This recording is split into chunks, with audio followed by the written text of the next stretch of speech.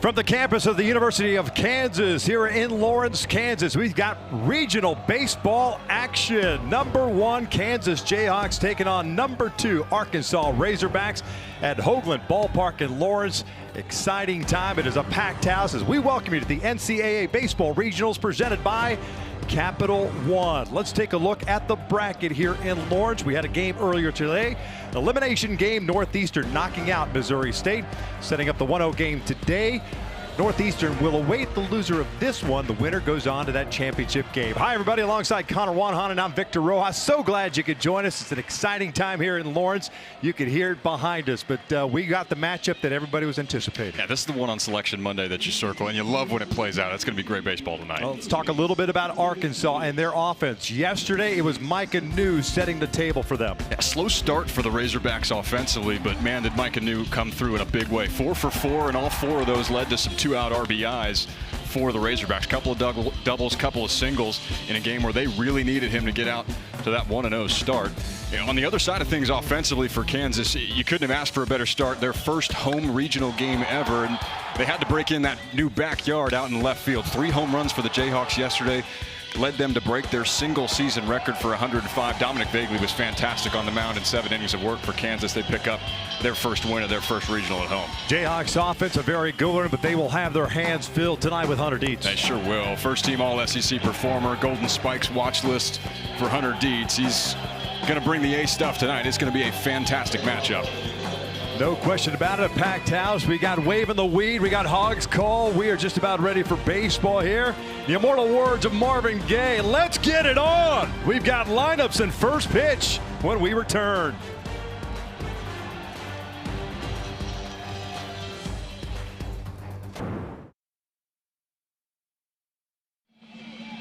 The backyard is packed beyond the left field wall. It is standing room only. People still looking for tickets to try to get into this ballpark. Hoagland Ballpark here in Lawrence, Kansas set an attendance record yesterday in their first game. Just over 3,700 fans, and I got a feeling they're going to bust through the seams tonight. Well, it sure looks like it, expecting another record crowd. Take a look at Dave Van Horn's lineup.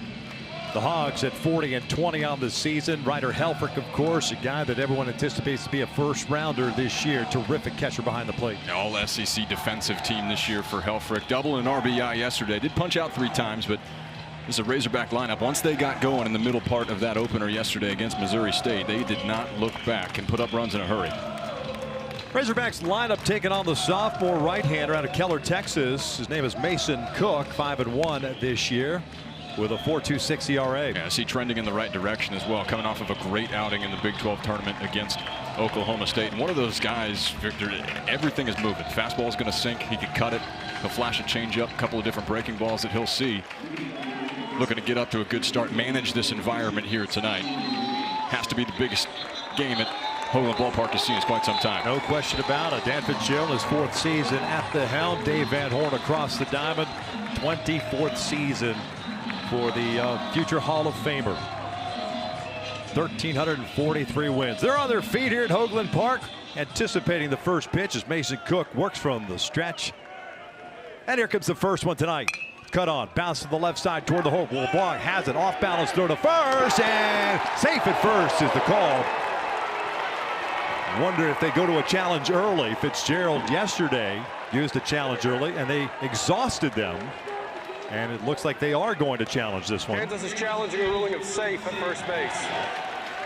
Right now it's an infield base hit. A little bit of a double clutch by LeBlanc. Yeah, he was so far in the hole. Had to make sure that he could get a ton on this throw with the distance it has to cover. Damian Ruiz being aggressive to get things early. You see LeBlanc range to the backhand. That little bit of a glove tap makes it a close play at first base. Josh Dykoff, first base, been pretty adamant about it. Ooh. That's pretty close. It sure is. You know, they say it's when the ball touches the back of the glove.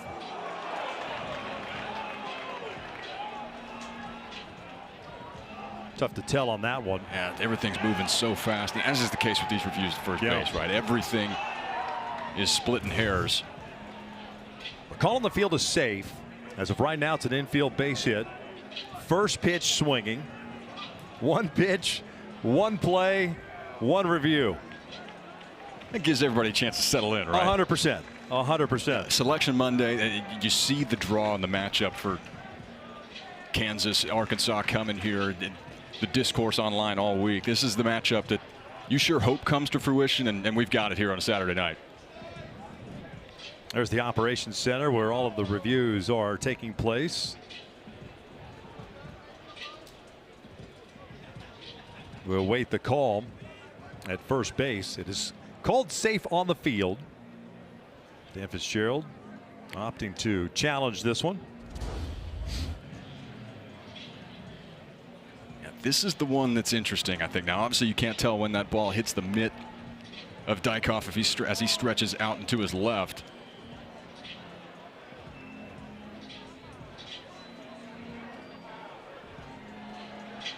And that's a, I don't know if it's enough to overturn it. We'll see. After review, the runner at first base is out.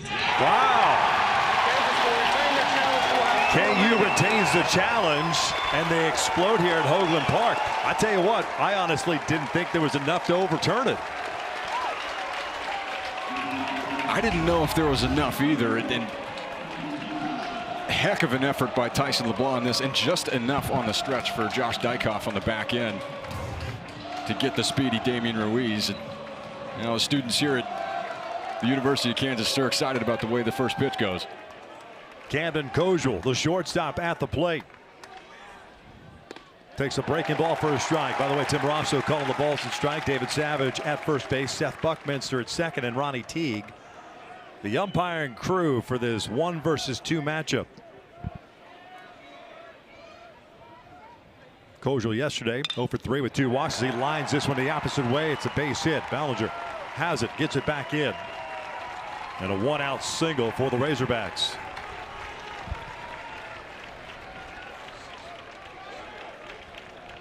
I'm not surprised to see Cam Kojul get it going here quickly after a relatively quiet day. One of the go guys in this Arkansas lineup. Sets the table for their catcher, widely regarded top 10 prospect Ryder Helfrich.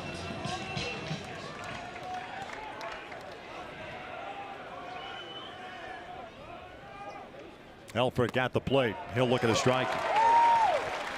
288 on the season for the junior. Discovery Bay, California. Had a 2 for 5 game yesterday. Double and an RBI. Pretty decent lead for Kojul at first base, and they'll check in on him. Just 1 stolen base on the season. Arkansas will pick its spots and run. They've got 87 bags overall.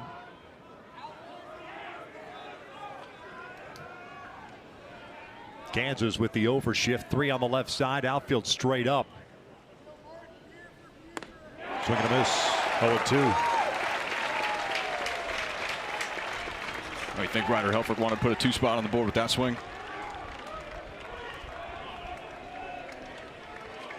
$16 home runs, 50 runs batted in on the year for Helfrich. Long pause. Check in at first. Cook this year 61 in the 3rd innings, 54 hits allowed, 64 strikeouts, 24 walks to the right-hander. No balls, 2 strikes, 1 out. Kojul at first.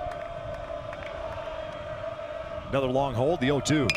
Lifted in the air out to right field toward the corner. Has some carry. Wind blowing it toward the foul pole, and that one is foul. Everything down the right field line, this being the 4th game this weekend, has carry and toward that corner. It's difficult. There are times where the baseball will carry out to straightaway left or center and straightaway left. In right field tends to hang up just a little bit with that southeast wind blowing in. But in that corner, we've seen a couple of extra base hits go down there. Yeah, and there's not a lot of room either. You have to start to put the brakes on if you're a right fielder going full speed that direction. Helfrich's double yesterday went down that right field line.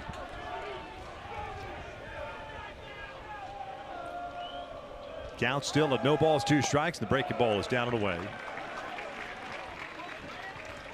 It's 1-2. A very symmetrical ballpark. 330 down the lines, 400 to the outfield. The batter's eye is in play. You've got to clear the batter's eye and straightaway center field for a home run.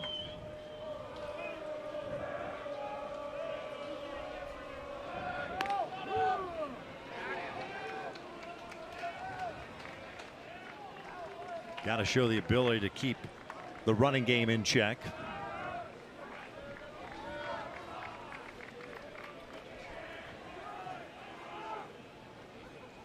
The 1-2. Popped up first base side. The wind might blow this one out of play, and it does.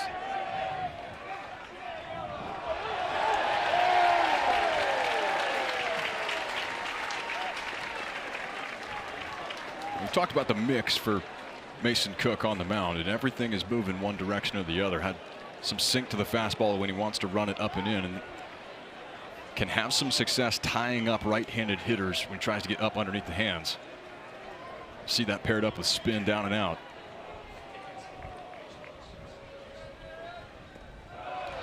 Blocked at the plate. Last outing for Cook against Oklahoma State 8 days ago. Gave up a run on 3 hits and 5 2/3.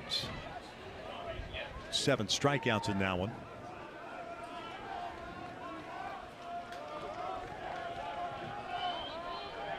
Colson with the 1-out single stands at first base. Good little battle here. 2-2. That's up and in.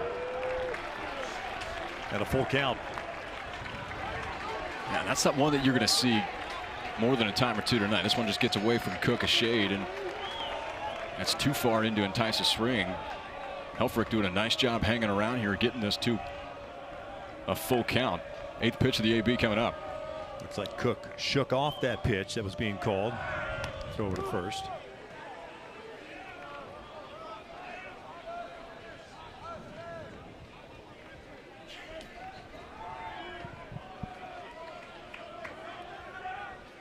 You starting Kojal here? I don't think so. He does not go. 3-2's popped up. Shallow right field with the shift on. Baldridge had a long way to go. And coming in is Jordan Bach, the right fielder, to make the catch almost at the second base position. 2 down.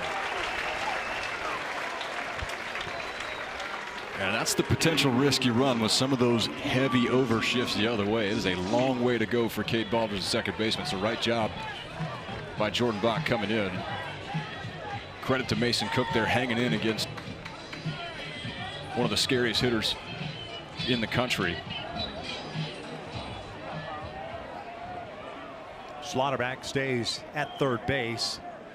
The rest of the infield shifts to the right side. Stewart takes downstairs. The ball's in the dirt. The throw down to second base as Kojal's trying to advance. He's gunned down for out number 3. Yeah, what a way to get it started for the Jayhawks here at home. An absolute bullet from Augie Mungarieta behind the plate. Jayhawks coming to hit.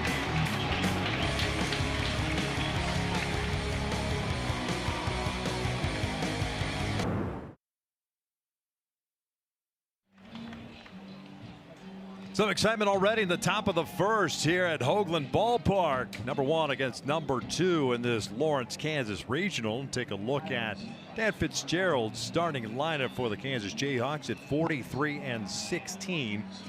And it's the table setter, the guy that has had a wonderful first season here in Lawrence. Yeah, not only has he set the table, he's also cleared it off quite a bit.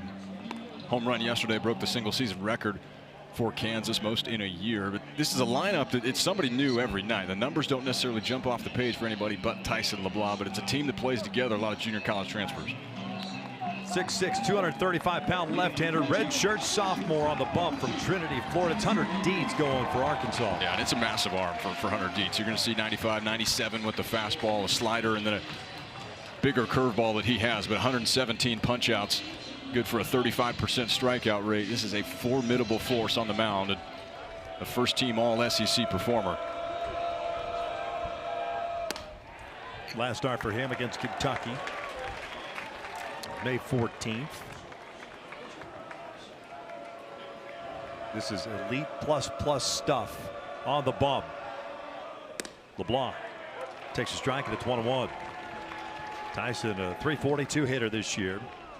22 home runs, 62 runs batted in. First team all Big 12. 1-1 pitch. Cuts through that breaking ball. It's 1-2.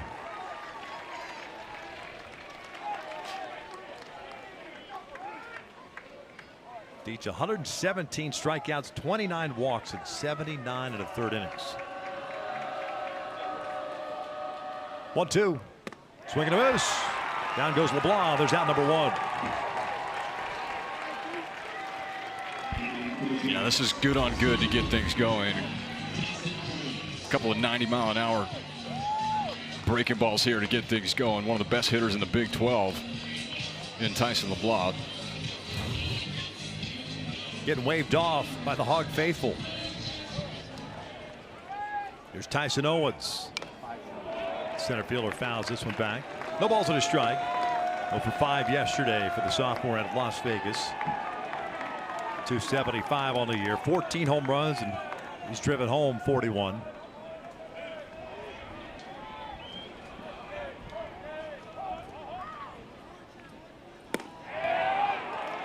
One ball, one strike.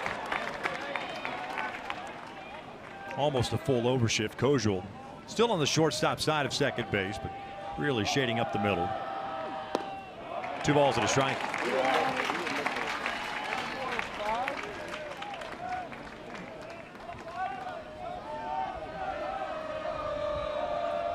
What a great atmosphere here in Lawrence.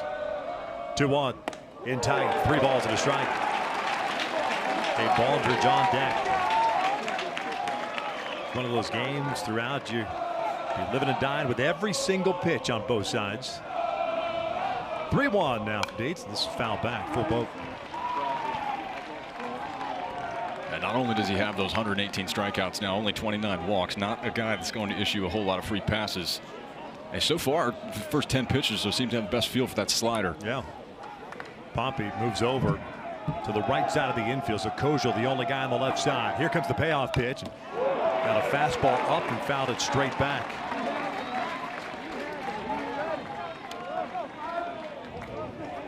This game starting about 35 minutes later than normal. There was an hour-and-a-half delay to start the elimination game between Missouri State and Northeastern. Payoff again, and that clipped his jersey. Hit by a pitch, puts a man on with 1 out here in the first.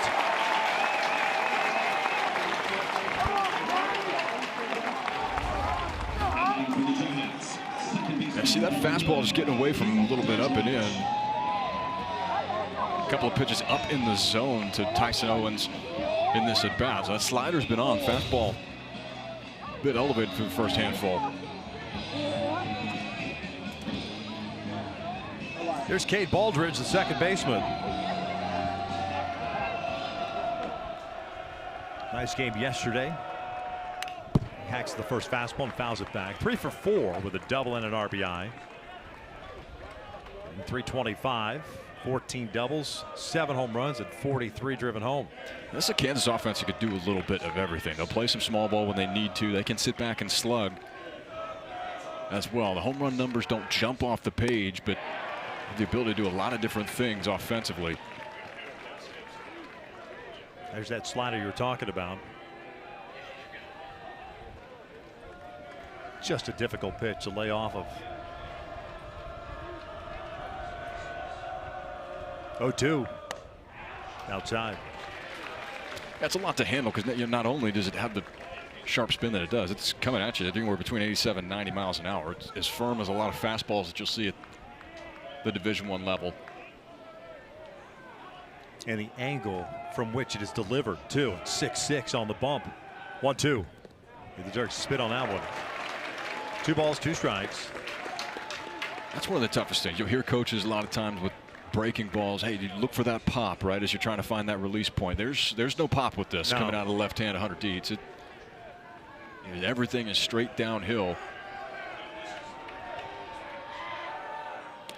Just got a piece of it. No, he did not. I thought he did. It was off the glove of Helfrich. It's a strikeout. Out number 2.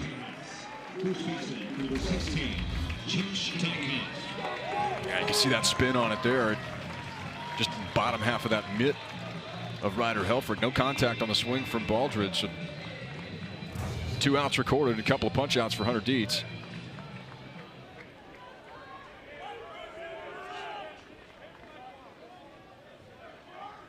Josh Dykoff, the first baseman, makes it a big hack.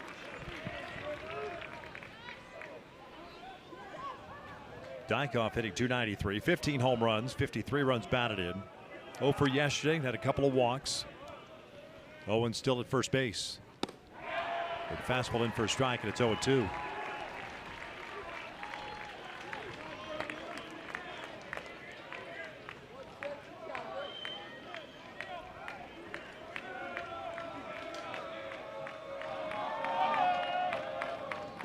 In the dirt, gets away. Owens will advance to second base.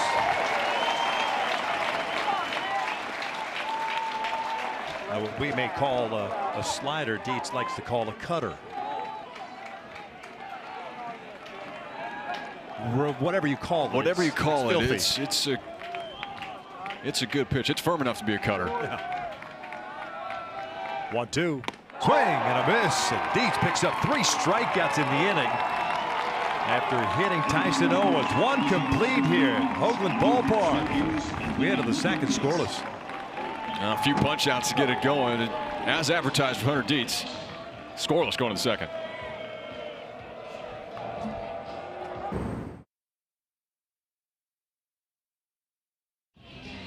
The NCAA Baseball Regionals are presented by Capital One. What's in your wallet? And in part by Liberty Mutual Insurance. Only pay what you need. They were tailgating early. We got here about 9:30 this morning. They had tents and barbecue. The grills were all set up, waiting for the first pitch of this ball game. And it is a packed house here at Hoagland Ballpark. Not only in the stadium, but also beyond the left field fence in what they call the backyard. Mason Cook's first pitch is a breaking ball that misses outside. Zach Stewart was at the plate. Cam Kojal saw a ball in the proverbial dirt, got thrown out by Mungarieta. Now back, 1 ball, 1 strike. How impressive is it? Beginning of May, that backyard area did not exist. No. It was that same solid blue fence all the way across the outfield here. They take it next level next year, and you see some smoke billowing up from the grills. 1-1. Breaking ball missed inside. 2-1. Stewart 1 for 3 yesterday. A couple of walks and RBI. Senior hitting .267. 13 home runs, 36 runs batted in. Transfer from Missouri State. 3 infielders on the right. The 2-1. Ground ball over to third. Off of Dylan Schlotterbeck. It trickles out into shallow center field. And Stewart, good speed, heads to second base, and he is in there. Looked like a fairly routine chopper. Now Schlotterbeck has to deal with the sun, where the sun is coming set. But the ball played him rather the other way around. Yeah, that's exactly what it is. Just sitting back on that instead of coming to pick through. You see this hit hard the other way. Now the second hop is going to have some topspin. No bad hops on the turf. It's a consistent playing surface all the way across, but that ricochets so far out into center field. It's plenty of room for Zach Stewart to get himself into scoring position with nobody out to start this second. Poppy takes a strike. 4th error of the year for Schlotterbeck. TJ 1 for 4 yesterday. Made it count, a home run. 15th of the year. Slider misses off the plate. 1 ball, 1 strike. Both teams now with a man in scoring position. Kansas could not cash it in the bottom of the first. Arkansas defeating Missouri State last night 9-5, coming back after trailing 4-0 early. 1-1. This is a ground ball to short. Stewart's going to try to go to third.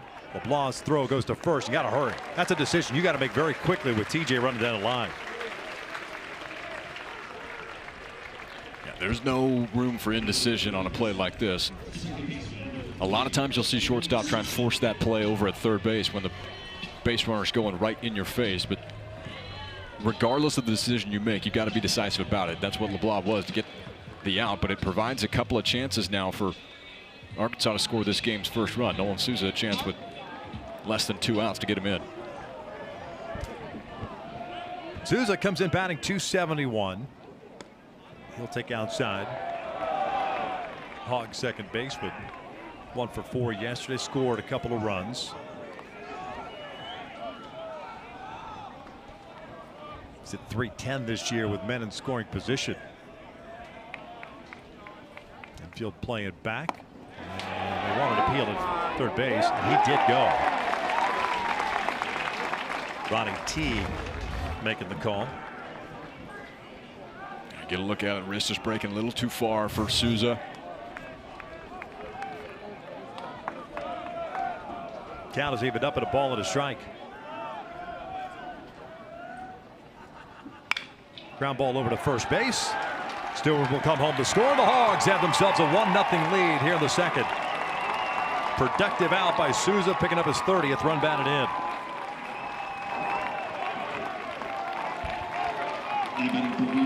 Sometimes that's the name of the game. Just find a way to get him in. And Kansas playing the infield back. They'll give up that 1 run here early, but it's the Hogs that strike first. We talked quite a bit last night about the resume that Arkansas brings to the table, regardless, just because of their history. Dave Van Horn and all the winning baseball that they've had. Zero stress in that at bat by Souza, knowing that with the infield back, all I got to do is just put the ball on the ground. I'm going to get an RBI. Yeah, this is a team that played in the College World Series last year.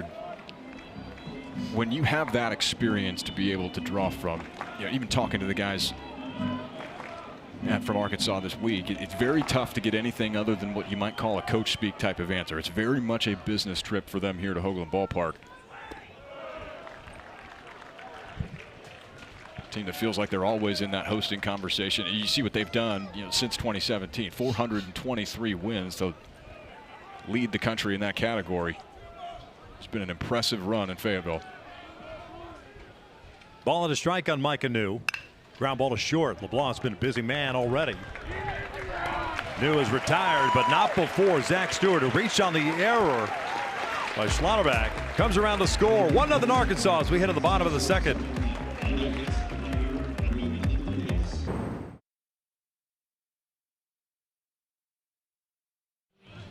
ESPN is the home for the NCAA College Baseball Regionals for round-the-clock multi-game coverage. Scan the QR code below. ESPN Plus subscribers can access expanded coverage with Squeeze Play. 1-0 Hogs here in the bottom of the second inning. Mungarieta, Bach, and Osoria coming up for KU. Against Hunter Dietz. Faced 4 batters and struck out 3 of them. Augie takes the high strike. It's 0-1. 1 for 3 yesterday. Hit his 16th home run of the season. A couple of runs batted in, giving him 49 on the year. Chases upstairs, and it's no balls, 2 strikes. Native of Venezuela. Well, Dietz getting an extra day of rest yesterday. Comebacker in the first inning against Texas in the SEC tournament took him out of the ball game, but talked to Dave Van Horn, feeling good throughout the week, just giving him another day. I think fair to say it doesn't look like it's bothering him here tonight. No. 1-2. Breaking ball got him. There's out number 1. 4th strikeout already. That is something you will see quite a bit of from the tall lefty. Early on, it looks like he's got the good stuff going. Starting to command that fastball a little bit. See, there's a bigger curveball that he has, and you'll see it more to the right-handed hitters. Look where he ranks in the SEC. A couple of these metrics entering this tournament. The strikeout numbers are legitimate. It's been a really impressive year. That fastball at 97 by Bach. KU's right fielder hitting .290 after going 0 for 4 yesterday. The ball is 2 strikes. This is a very good hitting lineup for KU. Dietz carving them up so far. 0-2 pitch. 1 ball, 2 strikes now. 289 on the season, 105 home runs. Slugged over 500. But the old neutralizer is a big man on the bump. that could throw strikes. 1-2 pitch. Check swing, roller back to the mound. 2 down.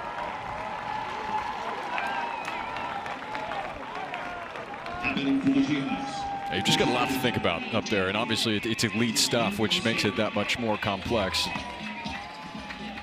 You're always got to be ready to hit that 96, 97 mile an hour velocity, but you've got the cutter that blends to a slider. You got the big curveball that we saw earlier. And all 3 of those pitches are really good. Soria takes outside. As a hitter, I mean, are you selling out for one particular pitch? You've seen so much of the breaking balls already. The problem is if you look for it, then you get that. And you may only get one of those in an at-bat. The fastball that hitters traditionally like to go towards.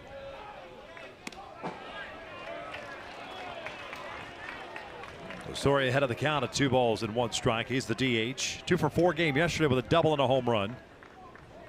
The home run is 8th of the year. The double is 10th. 2-1 pitch. Lifted foul and out of play.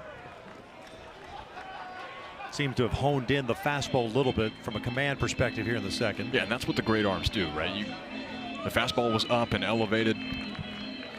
We saw this with Gabe Gackel yesterday too. Was fighting with it. Yeah. His whole outing, was able to make enough adjustments to keep his team in the ball game, and clearly did not have his ace stuff. He would say that. Dave Van Horn said it to us when we spoke to him during the game, but was able to give the Razorbacks just enough to let that offense start to materialize, and now we find ourselves here on a Saturday night. Swing and a miss. Down goes Soria.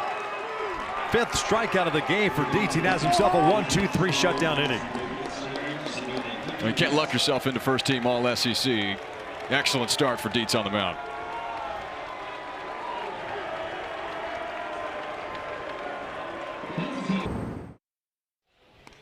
Going out west of Los Angeles, UCLA, the #1 national seed, lost to St. Mary's yesterday 3-2, losing in the bottom of the 9th to Virginia Tech 5-4.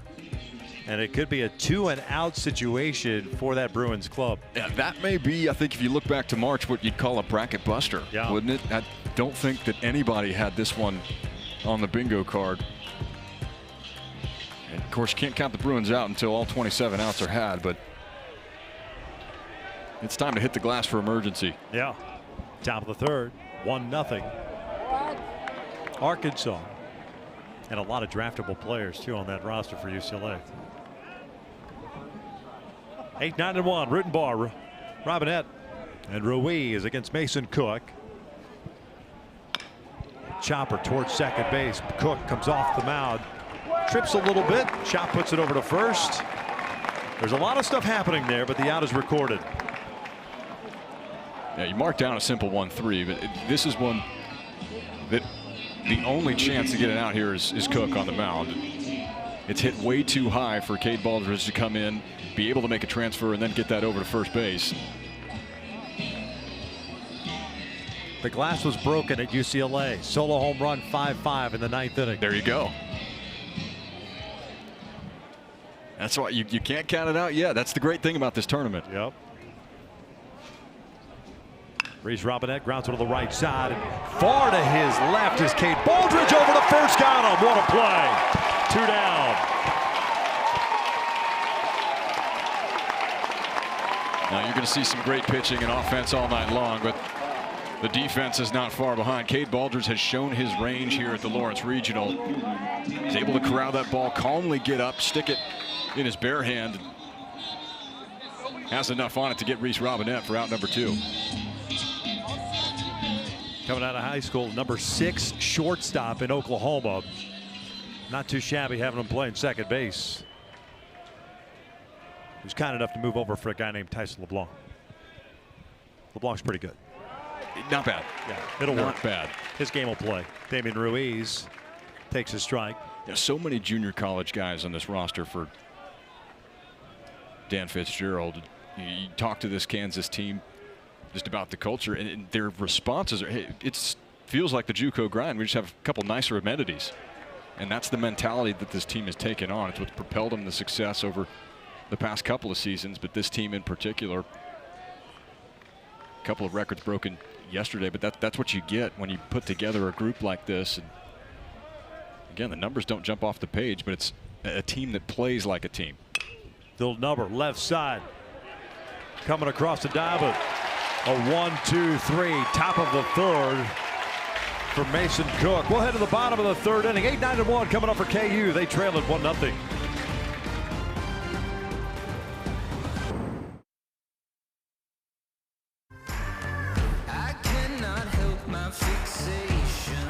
The real fun just getting started. Run straight for the breakaway. The celebration is on. Beginning June 12th, it's the College World Series from the Schwab in Omaha, Nebraska.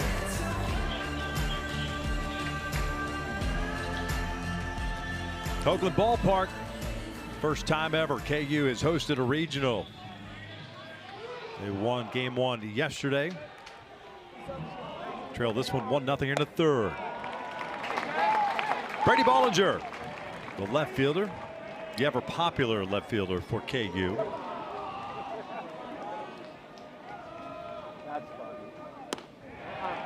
One ball, one strike. 289 hitter, 7 home runs, 43 runs batted in, out for a couple of weeks with a little hamate issue.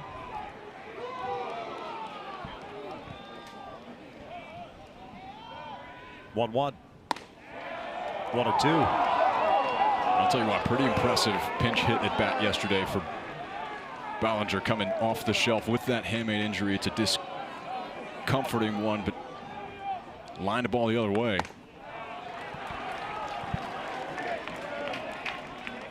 Yeah, that's tough luck. He passed the first test yesterday, but now test your luck against Hunter Dietz. 2-2. Line toward center field, and Kojal was right there. That was a little chuck and duck. Well, you could see him signal it too. That ball was knuckling right at him. Had to just stick with it. It's a nice job by Cam Kojal. And we talk so much about the positioning now, all the information that's out there. Yeah, I see. Telling Nolan Souza what that ball's doing. The right place, right time for Cam Kojal.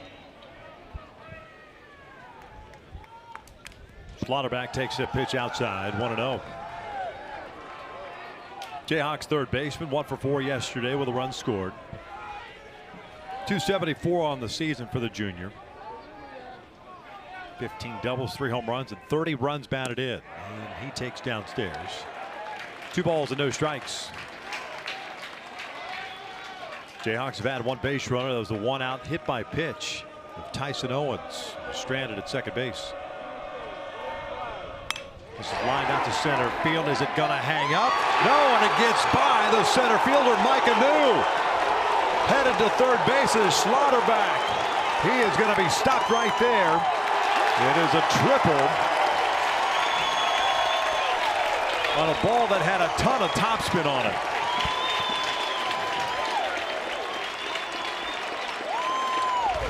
This just gets away from Micah New.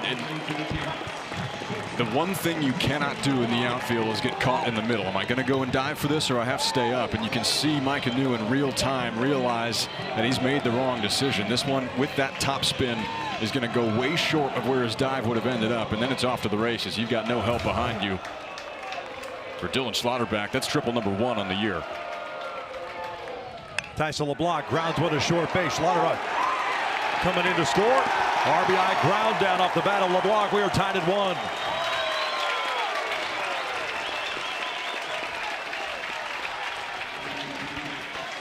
63rd run batted in, Connor. And you know Tyson LeBlanc would have loved to put a 2-run homer into the backyard. But as we were talking about with Arkansas, he understands the situation here in this inning. Runner on third, less than 2 outs. All you need is something in play. Arkansas playing the infield back. And we're all square at 1. Oh, he's taking a big hack. Comes up empty.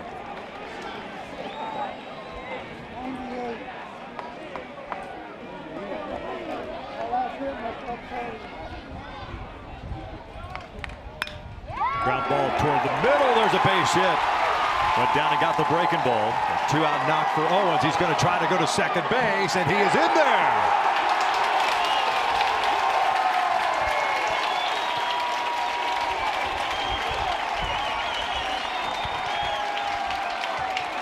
Extra base is becoming the story of this third inning for the Kansas Jayhawks, and this is one that doesn't happen unless you're busting it out of the box. You understand that the defensive shift is on. You're looking for that slightest little bit of space where you can kick the door in. And Tyson Owens does just that.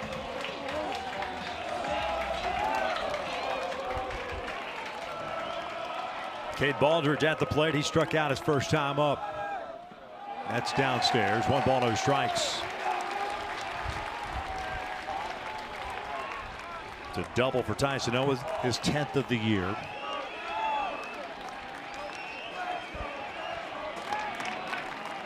One game. We're in the bottom of the third. In for a strike. Evens up the count.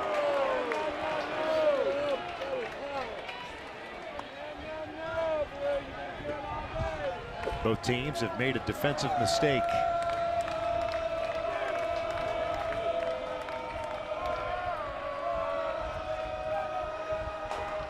One upstairs. 2 balls and a strike.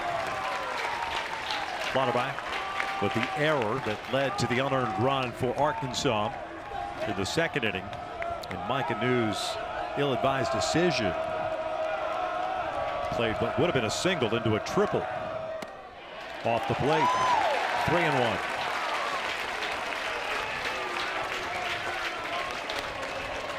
Now the question is going to be for Kansas is what adjustments do you make here? Seeing the ball well so far.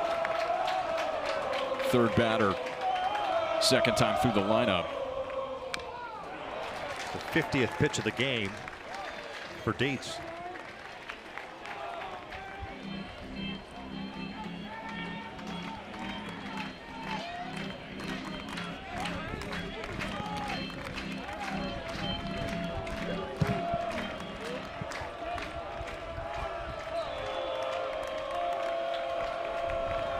Payoff.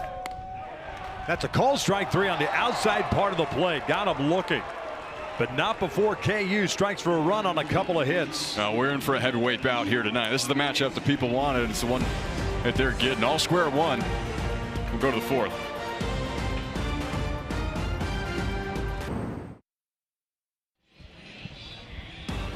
Top of the fourth, tied at 1 here at Hoagland Ballpark in Lawrence, Kansas. The NCAA Baseball Regionals are presented by Capital One. What's in your wallet?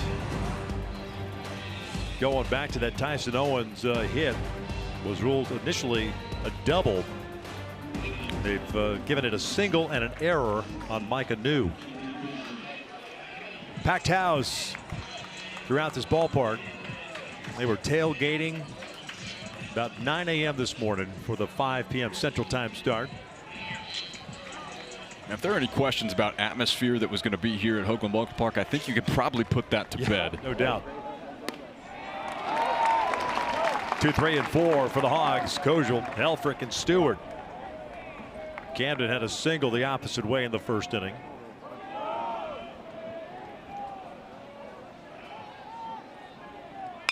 Chopper to the right side. Baldridge to Hopper. 1 away.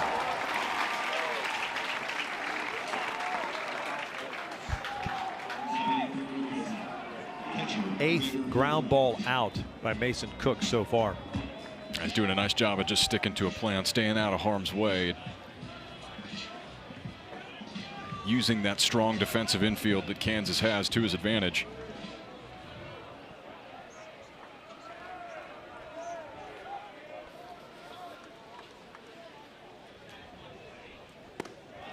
Fastball in on Helfrich, who skied one to right in the first. It's always helpful just to have a 6-pitch inning as well, which is what he had in the third. That certainly helps. I don't think many people realize how important that is for a defense to get back in the dugout, get the offense going somehow, some way. Yeah, a lot of times it's a big play, something like that happens, but you get on and off the field just like that before you can even really take a breath on the defensive end. It's as good as getting out of a jam with a big double play.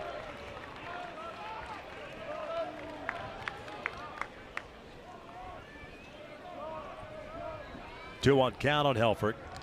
Seen a couple of breaking balls. 2 for 5 overall yesterday. Mentioned the 3 strikeouts. 2-1 shows Bond. Bond's in front of the mound. A little bit late was Cook, a little indecision. And they're calling foul or an out. Was he out of the box? Did he make contact with the baseball? I don't think there's any question on whether or not he made contact with the baseball. It sure looked like it. The Jayhawks are saying he was outside the box when the ball made contact with him. I could see him go to square around here. He's in. Hit his left knee. See he's in there. Boom. Yeah, there you go, right off that shin. No question about the contact, but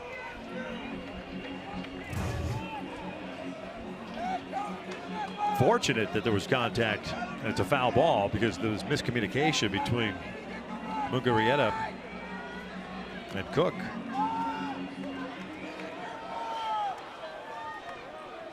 Two balls, two strikes.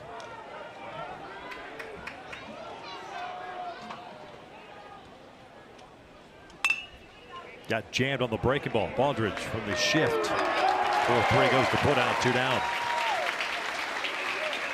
UCLA has just walked it off against Virginia Tech, so they live to fight another day. that's why you can't hit that glass until you got all 27 outs. You can't count out the #1 team in the country. Virginia Tech gave it a run, but UCLA lives on for another one. Yeah, back-to-back home runs to tie the game. That's Phoenix call with the walk-off single for the Bruins. They'll take on the loser at the Cal Poly St. Mary's game. First pitch to Stewart. It's outside. 1 ball, no strikes. Stewart reached on the error by Schlotterbeck. Came around to score the lone Hogs run. That was in the second. 1 ball, 1 strike. UCLA's been playing close games for a long time too. Go back to the Big Ten tournament, even to close out the regular season.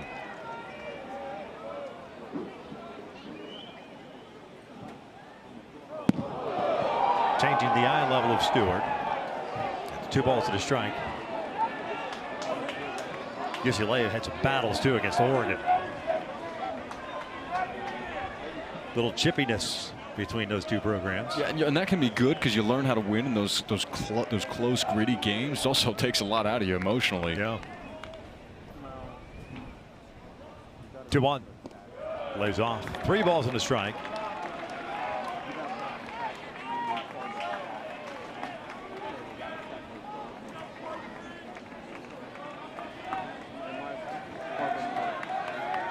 Pompey on deck. 1-1, top of the 4th.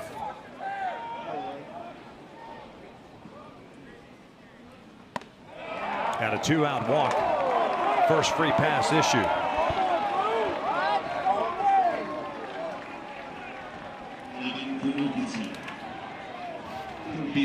Cook almost content to just live away, and he swings at your pitch great. You can tell not trying to do too much either. Trying to pitch to contact, but selectively just a little too fine with a couple of those to Zach Stewart. Leads to a 2-out base runner.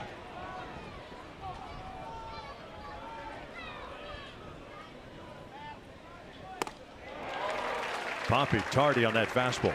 Grounded out to short in the second.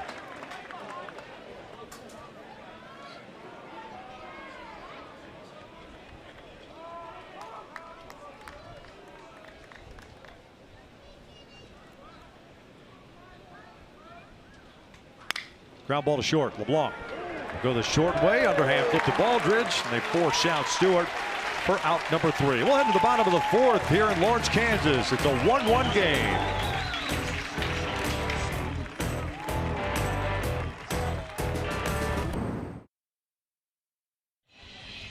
UFL football continues Sunday. Orlando on the road at DC, kicking off at noon p.m. Eastern on ABC, and you can stream it live anytime on the ESPN app.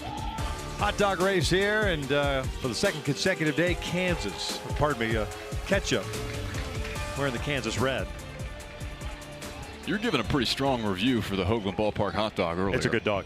It's a good dog. It's a legit hot dog. I mean, if you're talking about ballpark hot dogs, that's how it should be. It's a good dog. I'll give it to you. Yeah. You talked me into it earlier. Back-to-back days I've gone with the dog.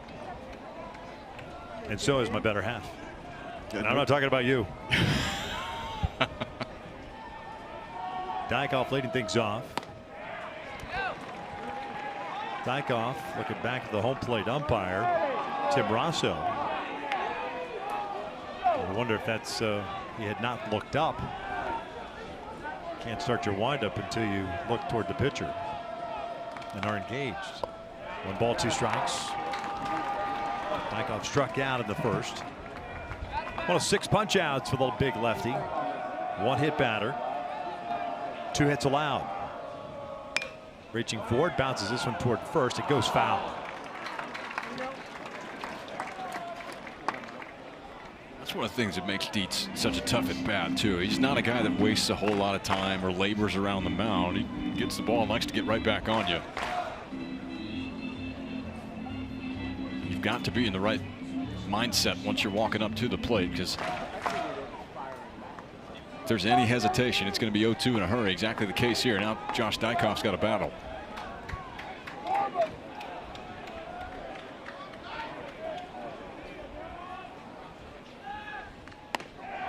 Two balls, 2 strikes. Senior from Bluffton, Minnesota.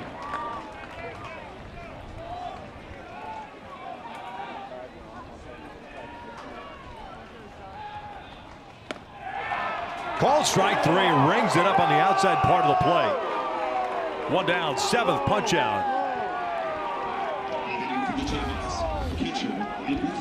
Can't put this one in a much better spot if you're Dietz. This is dotted up on the outside black.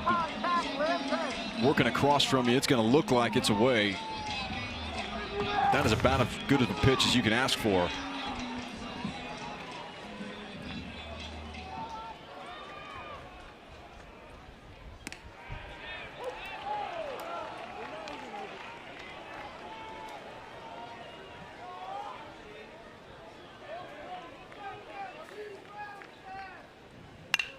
This is sharply hit toward Kojal. He's got it going to his left.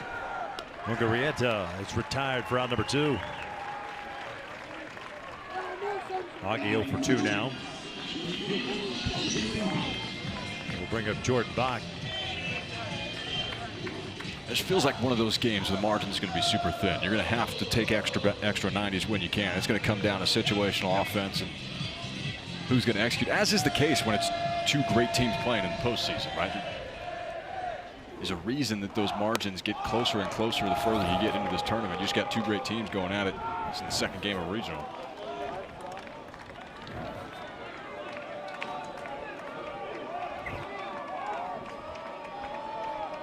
Bach hit a bouncer back to the mound. His first plate appearance. He is ahead of the count at 2-0.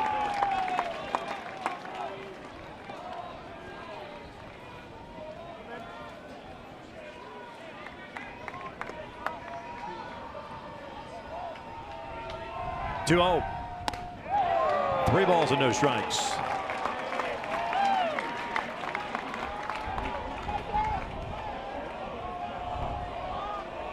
Dariel Osorio on deck. 3-0. 3-1.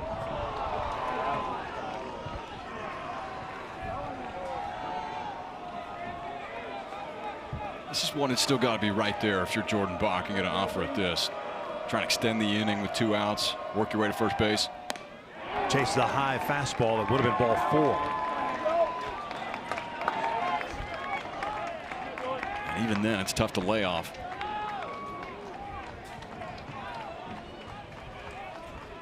Here comes the payoff.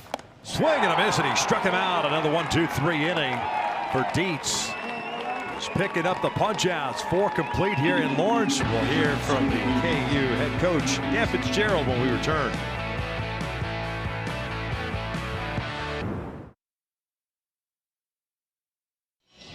Top of the 5th here in Lawrence, tied at 1. Dan Fitzgerald, the head coach of the Kansas Jayhawks, kind enough to join us. And Coach, I want to talk big picture. I mean, when you sit back and you look at this ballpark, jam-packed, you're hosting for the first time ever, and perhaps probably the biggest game in the history of Kansas Jayhawks baseball. I mean, it's got to feel good for you for what you have done over the last 3-4 years. Well, it's been a collective effort by a lot of people, and the fun part is that hundreds of those people are here tonight with our facility staff, our administration, obviously my staff, the players. We've got 1 billion alumni underneath that tent over there. So special, special thing to be doing right now, and yeah, kind of a surreal moment, but 4 years in the making and a lot longer if you think of that. Oh, soak it all in. This is what everybody anticipated, 1 versus 2. Good luck. Thanks, guys. Rob. Appreciate it. Fitzgerald. Start the 5th year, Souza, New, and Rutenbar. Mason Cook, no strikeouts, 1 walk, 1 hit allowed, and this is a ground ball to second base. Yet another ground ball. Aldridge got to get rid of it quickly. 1 down. Souza grounded out in the second, but he brought home a run, the first run of the game, as he notched his 30th run batted in.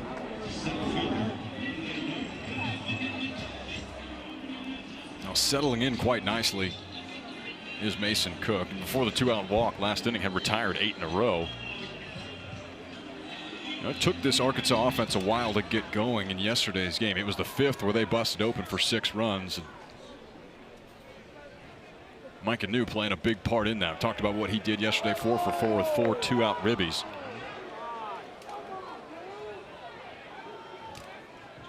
New grounded out in the second.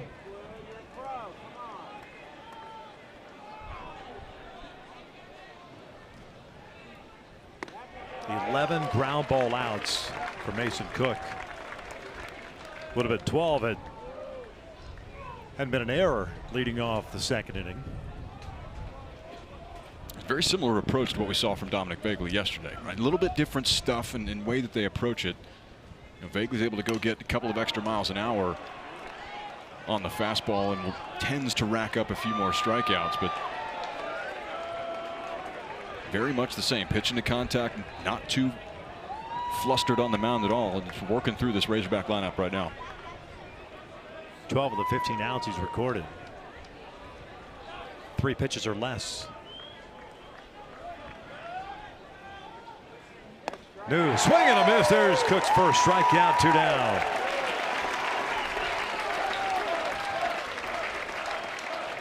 The NCAA Regionals coverage for all 16 sites continues tomorrow on ESPN Plus and the ESPN app. For more information, visit ncaa.com, the home for all NCAA championships.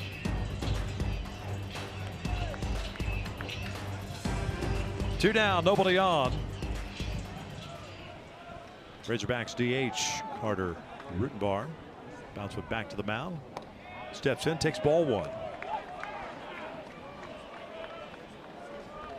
We keep talking about Hoagland Ballpark and how packed it is here. Don't forget the Crimson Club in the adjacent Allen Fieldhouse is open for free. So there's fans in there packed in. They've got a big screen TV. Selling concessions inside.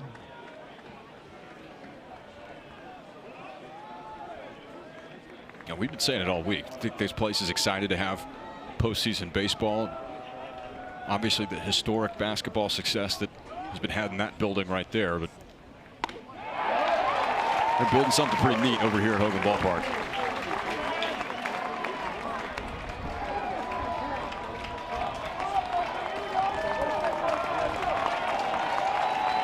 Cook trying to pick up his second 1-2-3 inning. He's got a 1-2 count. Going to go back door with a breaking ball. It misses. 2 balls, 2 strikes.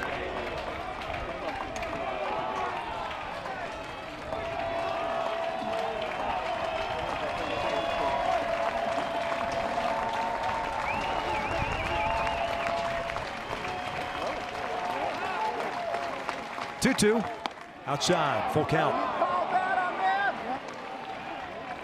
I see a couple of pitches just bleeding a bit far outside. That's 95 on the fastball, the firmest that we've seen tonight from Mason Cook. Patient at bat from the lone freshman in this Arkansas lineup, Carter Rutenbar. 3-2 now, and he lost him. A 2-out walk, second free pass, puts a man on for Robinette.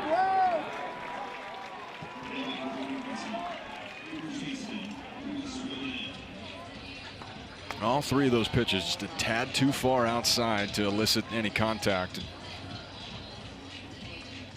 A swing. Got to give credit to Rutenbar there, understanding that strike zone. Second walk of the night for Mason Cook.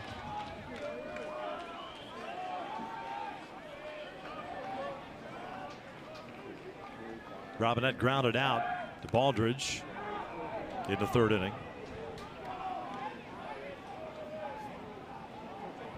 Top of the order, Damian Ruiz on deck. 1-1 game. Arkansas scoring a run in the second inning, unearned. And in the third, Kansas scored one on 2 hits.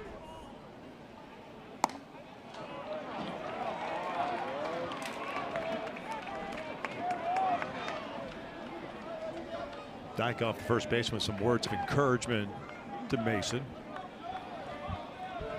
Mason's getting ahead on Rudenbar. It's kind of lost that location.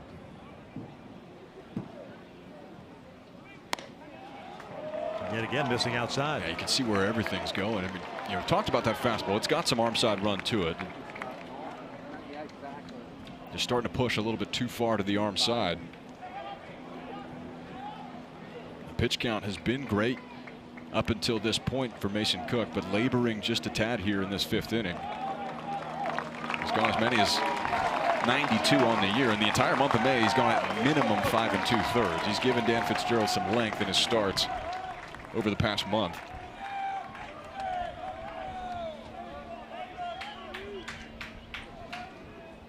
Two balls, no strikes, 2 outs and a man at first.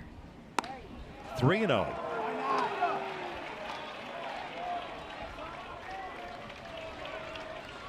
Now 6 straight all in the same spot. That tells you you got to have some sort of recalibration.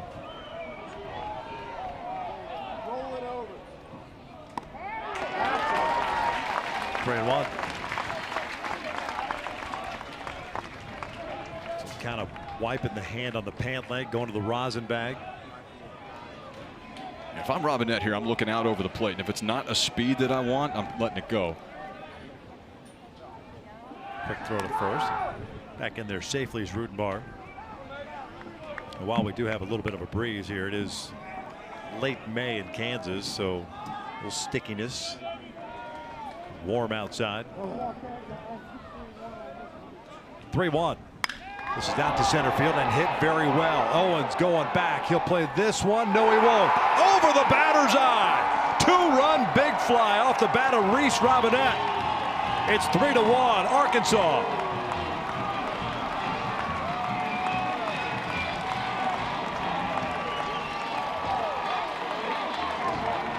Now, this is just the experience of this Arkansas lineup. Redshirt junior, Reese Robinette. You know the pattern that you're getting. Everything's been out and away over the plate. And after 6 straight balls, he comes back in. You get this. Deposits just his 2nd home run out over that batter's eye in center field. Get that breaking ball that's just out and up and elevated. And Robinette gets every bit of it. We talked about how this ball has flown out to center and left here at Hoagland Ballpark all regional long.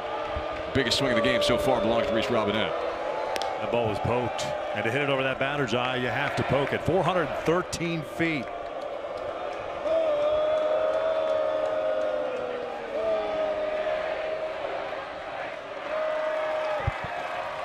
'97th home run of the season for the Razorbacks. And again, the dreaded 2-out walk to the freshman after getting ahead 0-2.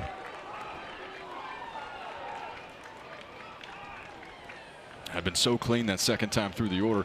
It was the 5th inning yesterday where the Razorbacks did their damage. 6 runs in the 5th against Missouri State. They did it on 5 hits. And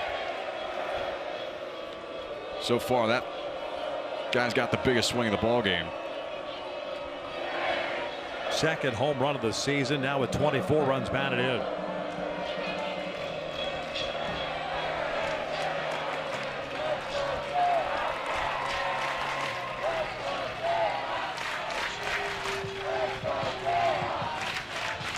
Meeting the mound continues, even though the home plate umpire's there.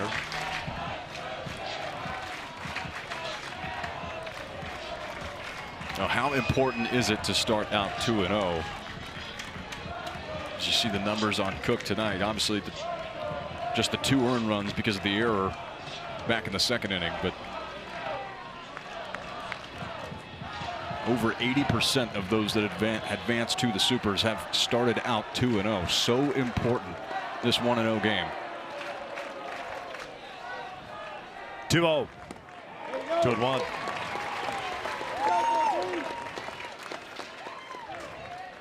Ruiz 0 for 2, a couple of ground outs, one to short, one to third.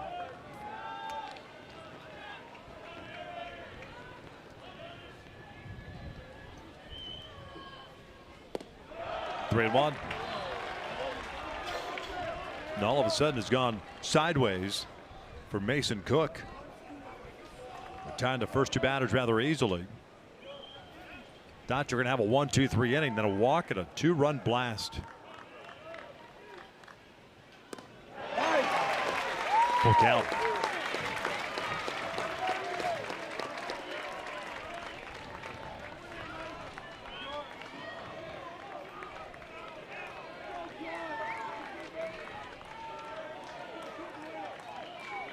Both teams with 2 hits. Clock is running down. He's going to have to hurry. He's got it off at 1. Have to hit him. That was a hurried pitch. I could see looked over to the dugout really late, asking for the pitch call one more time. And you're right, you get rushed, you get out of your sync mechanically. It was a full count, would have been ball 4 anyways, but it's off that front leg of Damian Ruiz. And this is one of those games where you're not worried about setting up the rest of the regional. You are selling out to win this ball game tonight. That's in the dirt. And all of a sudden, Cook, it's like he's lost it. Ryan Ritter getting ready for Kansas in their bullpen. Yeah, I probably think that he's heating up pretty fast down there. 68 pitches, and the command has just gone south quickly. Kojul 1 for 2, a single and a ground out. You know, and you see this sometimes with those right-handers with arm side run, and when you lose it, it's very hard to get it back because of the angle that ball is coming towards home plate with. It was a heck of a job pitch ago by Augie Mungarieta behind the dish just to keep that in front of him, let alone corral it.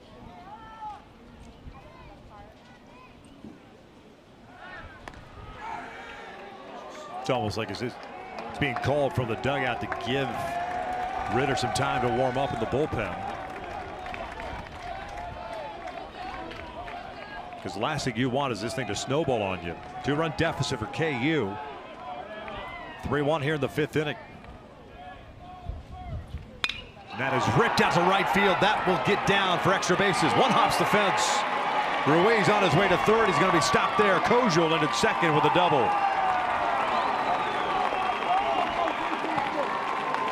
18th double of the season for Kojul, his second hit of the night. Well, it's blood in the water for Arkansas right now. Cam Kojul goes down, gets this ball inside. Beautiful extension through it to the pull side. One hop off the wall. Unfortunate for Kansas, that's hit hard enough that it's firmly ricocheted, so you've got to hold Damian Ruiz at third base. But as you're talking about that snowball, it's out there ready to be cashed in right now. Yeah, that's going to be it. Dan Fitzgerald's making the walk. How quickly it unraveled for Mason Cook. Coach Fitzgerald going to the bullpen. Ryan Ritter being called upon. We got ourselves a pitching change here in the 5th. The Hogs are on top.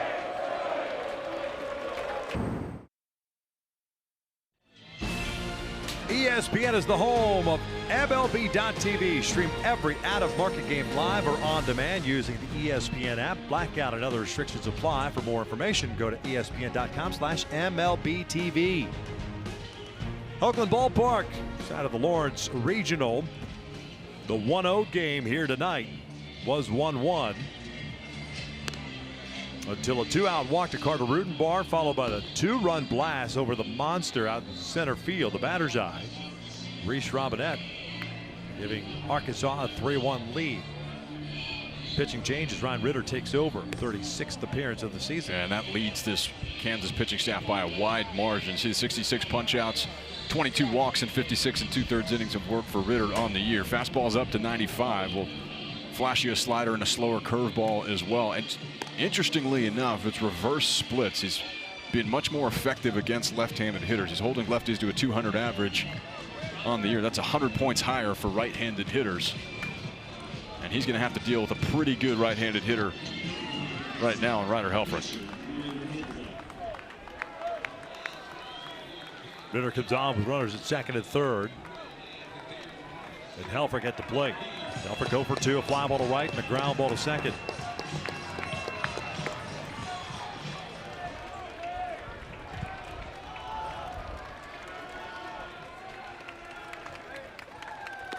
In the dirt, Mugarieta keeps it out in front of him. So Ruiz has to remain at third base. Nice play by Augie.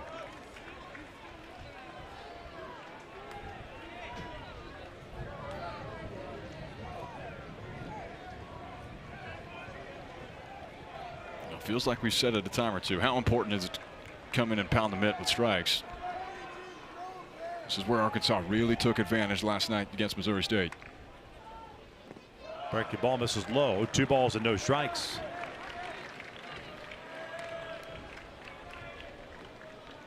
Last night it was the 5th inning. 6 runs on 5 hits against Missouri State. Turned the game around for Arkansas. We're in the 5th. 2 runs in. They lead it. Looking for more. 2-0 now from Ritter. Swing and a miss. Helfrich getting a little bit antsy on that one. 2-1. Yeah, I'm selling out to put a 3 spot on the board there.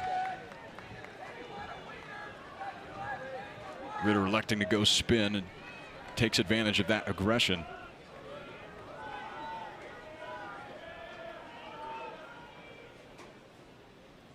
Breaking ball skied in the air down the line. Not a lot of room in foul territory.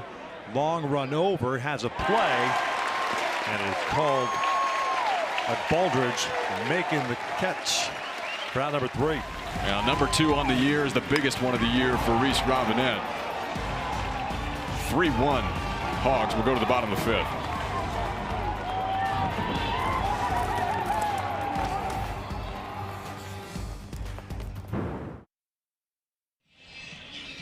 It's the bottom of the 5th inning. The Hawks up by the score of 3-1. Dave Van Horn, his 24th season, the head coach of the Razorbacks, kind enough to join us. And Coach Hunter Dietz is the real deal, is he not? Really good. Good guy, good pitcher. Yes, he is. Now, you talk a little bit about it.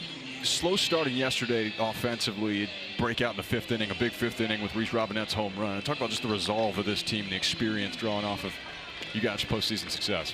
Yeah, just been through it a little bit. You know, we got a lot of new, we have a lot of new players, but you know, Robinette's tough break, hurt his knee, missing the season. You know, normally hits a little higher in the lineup, and he's got some pop.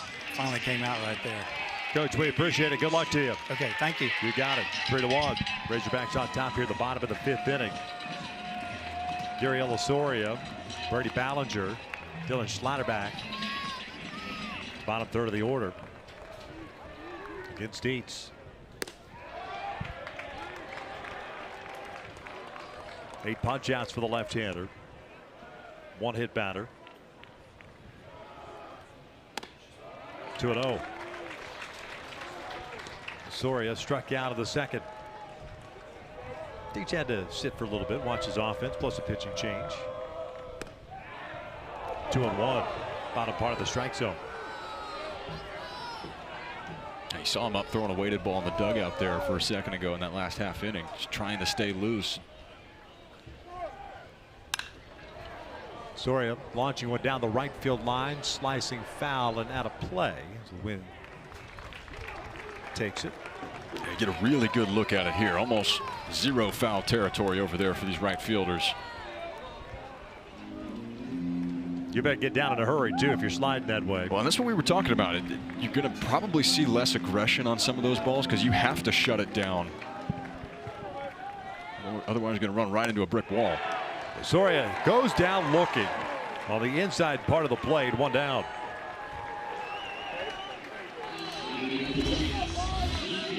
Now, number 9 on the night for the first team all SEC left-hander goes to one of those cutters that's up and in. And you could see Osorio as he's checking his swing, just tied up with it. That is a lot to handle for a right-handed hitter.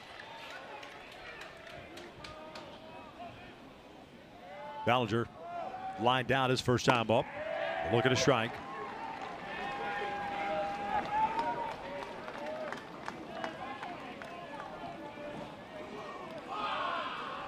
Three hits for Arkansas, 2 for KU.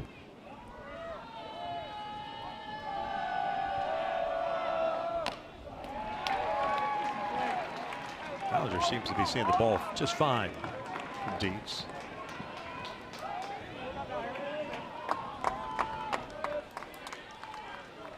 Well, that hamate injury is a lot of just about pain management. How comfortable can you get it to field? Talk about a preseason All-American.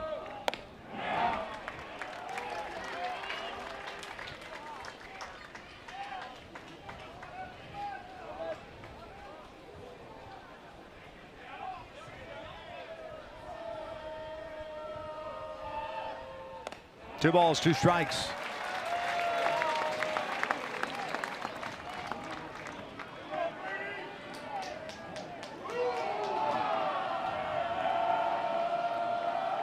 Slaughter back on deck. Lays off the breaking ball, and it's a full count.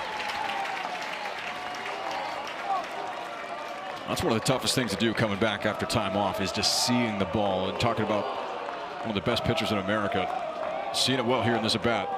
And he almost hits him. It's a 1-out walk.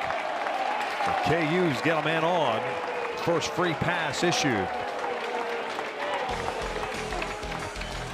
Clash in Italy hits tomorrow at 2 p.m. Eastern. Catch the first hour live on ESPN and stream the entire event on the ESPN app with an ESPN Unlimited plan.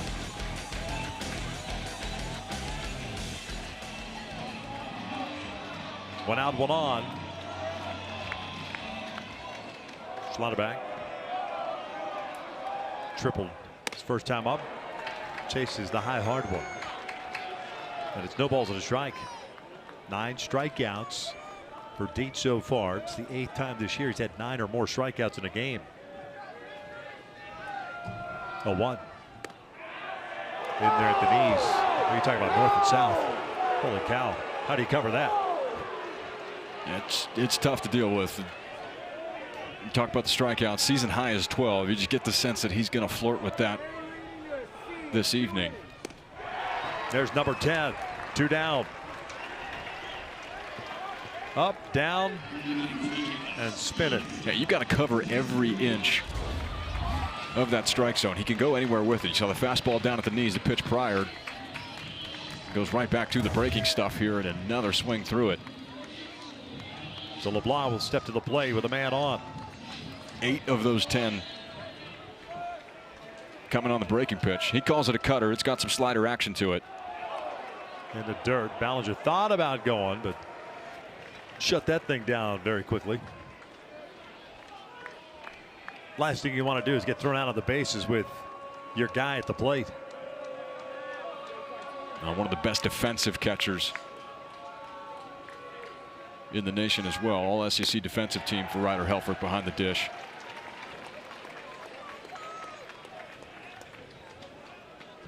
And that's a position that a lot of times it doesn't show up in the stat sheet, but if you're able to save some runs in a big way with your catcher play.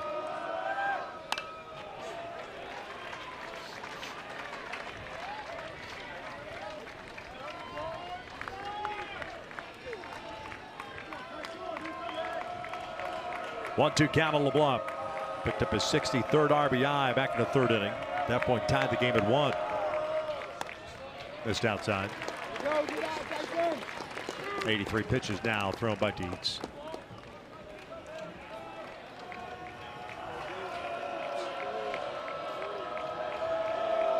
And 2-2. Lifted, foul, and out of play. LeBlanc transfer from LSU Eunice. Spent 2 years there. Funny thing is, when you start talking and looking through all the junior college transfers, a lot of those guys committed early to KU. 2-2, rolled foul. And LeBlanc, one of them, knew he was coming to KU before he even started his 2nd year down in Louisiana. You know, what's so impressive about him too is you look at the numbers on the year for LeBlanc. 22 long balls, which again is a new single season high for a Jayhawk. He broke that yesterday. That ball in yesterday that he got, that's tucking the hands close to the body and getting all the way through it to the pull side. Put one into the backyard. It's a quick swing for Tyson LeBlanc. He drives one out to deep left field. This one out to the backyard. 2-run big fly. We are tied at 3 here in the 5th.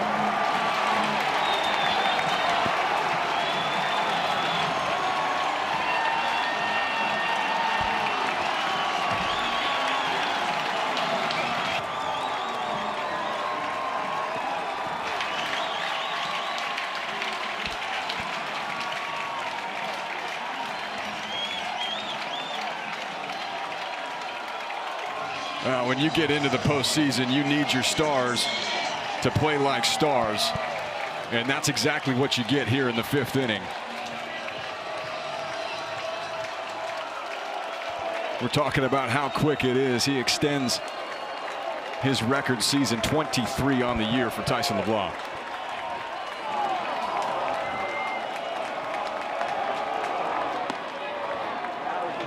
Owens falls behind promptly at 0 balls and 2 strikes. And all it takes is one of those breaking balls to get left a little bit up. And there's that quick action, and there's that backyard. Owens shoots one out to the alley in right center field. It's a base hit. Stewart cuts it off. Owens slams on the brakes. It's a long single.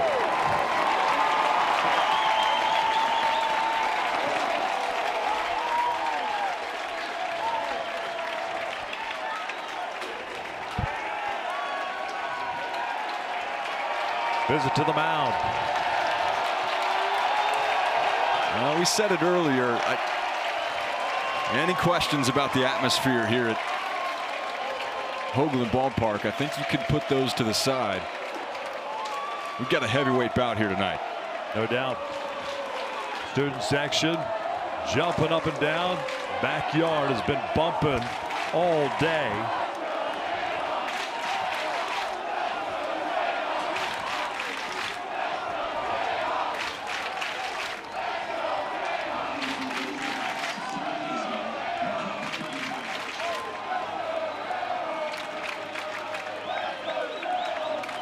Cade Baldridge 0 for 2 with a couple of strikeouts.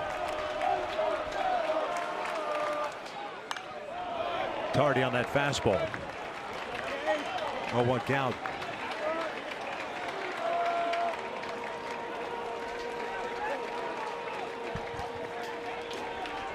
A 2-run blast off the bat of Reese Robinette, giving Arkansas a 3-1 lead on top of the 5th.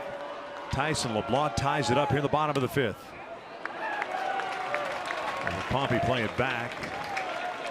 Baldridge showing bunt in. Yeah, there's just something to your dudes playing like dudes when you get into the postseason. You got to have it come up in those big moments. Down and in. That's a tough pitch to lay off at 2. 2-1. It's a great spot, just a shade in. No, that's the thing with Arkansas. You're not going to see any shell shock. They've been here plenty of times, know how to deal with the ups and the downs. 3 balls and a strike. 92nd pitch thrown by Dietz.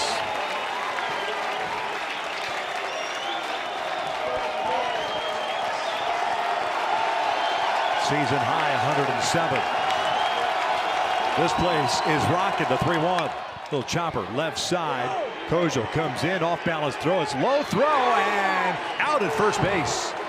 Baldridge limping down the line is out number 3, and you wonder if he's hurt. Kansas is challenging the ruling of out at first base.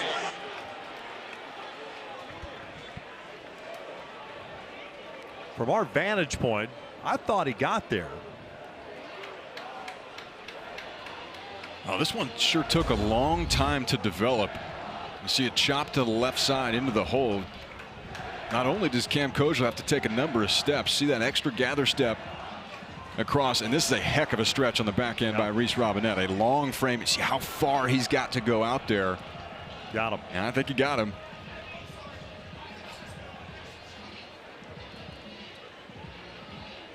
That is a heck of a job on the back end by Robinette. Not only just to get the glove there with the long frame, to keep that right foot on first base. Is it on first base?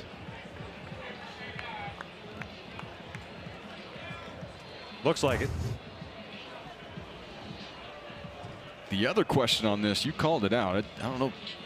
Baldr's limping a little bit after running that ground ball out. Yeah, he certainly did not look comfortable. The call on the field is out at first. I think no question that ball's in the glove. Yeah, the question is the foot on the base? You're looking at that right foot. And again, it's tough because all of your leverage, all of the leverage for Reese Robinette is out on that left shoe. You've got your weight is as far out away from the bag as you possibly can get. So that right leg just naturally, the foot wants to lift with it. Taking a long look at it back at the operations in Pittsburgh. And you can see the evolution of how they're looking at this. No question that the ball obviously beats it. It's all about that foot.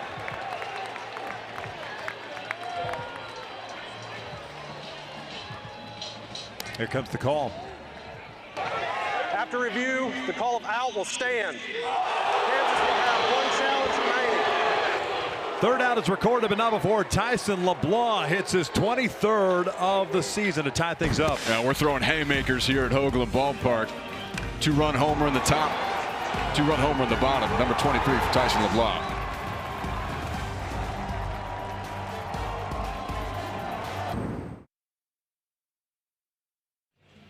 There's a look at the bracket here in Lawrence, Kansas. Number 1 versus number 2, as we expected, tied at 3 as we start the top of the 6th inning. Northeastern dispatched Missouri State earlier today, 5-1. Great season for the Bears, but Northeastern battled through it, and they will face the loser of this game tomorrow at 12 noon Central, 1 p.m. Eastern Time.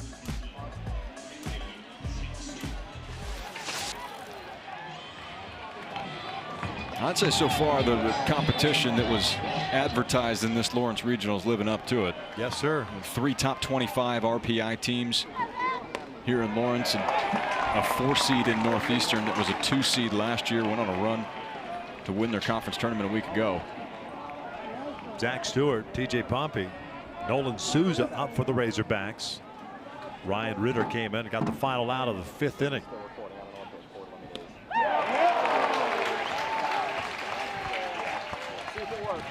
No balls, 2 strikes.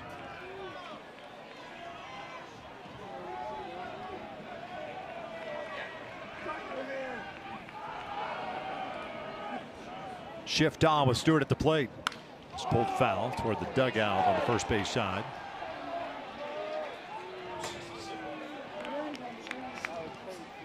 I'll take the pressure off a little bit now for Ritter on the mound too. Came into a pretty high leverage situation in the top of the 5th inning. It's a clean slate to work with here. It's been one of the go-to arms out of the bullpen for Dan Fitzgerald. The first one that he's called on many times. 1-2. Call it both ways.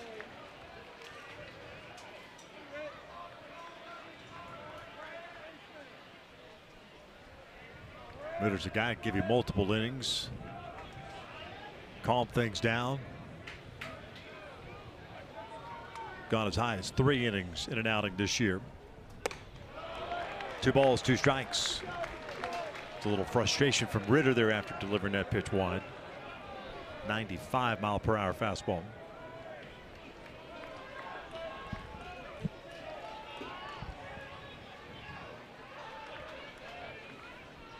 There comes a 2-2 to Stewart. Fouled off. Stewart 0 for 1, reached on the error back in the 2nd inning and scored. Walked in the 4th.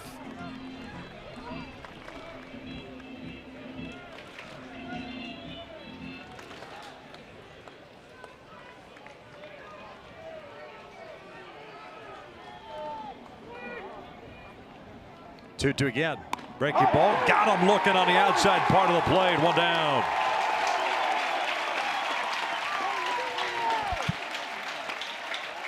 That's a really nice job of hanging in there for Ritter. pulling the string on it. Zach Stewart knows it immediately in the outer half of the plate. And for as many strikeouts as Hunter Dietz has racked up on the other end, just the second punch out of the night for Kansas pitching.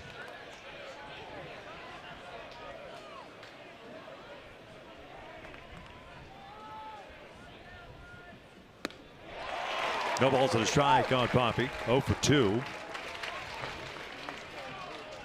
Twice has bounced one to LeBlanc short.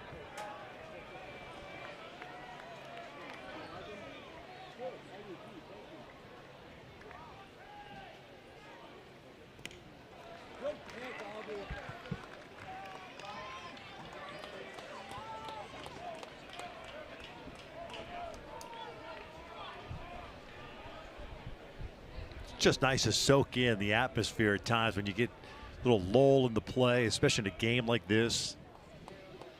First time hosting a regional. That's cut on and miss, and it's 1-2. It's every pitch now. You're living with it. You can tell that's the intensity. Yeah. It's every single pitch. Yeah. If you're a fan, you look up at the scoreboard, you see we're just in the 6th, and you, all right, do I pace myself or not? Nah, just let it all go. Yeah, they are locked in right now. 1-2. 2 balls, 2 strikes. Yeah, this has really been the trend all night. Just a couple of strikeouts for KU on the mound. You've gotten to 2-strike counts, but then the offerings shortly thereafter have just been too far outside the zone. You haven't seen Arkansas go fishing because these balls have been comfortably outside of the zone, not good enough to get them to swing at. Chopper foul. Dare I say overthrown? Yeah, maybe some. Maybe some. You know, you saw Mason Cook start to lose it a little bit as far as the control. Everything was just pushing out to that arm side. Seen Ritter overthrow a couple of breaking balls down and away to right-handed hitters. Again, he's been more effective against the righties. Swing and a miss.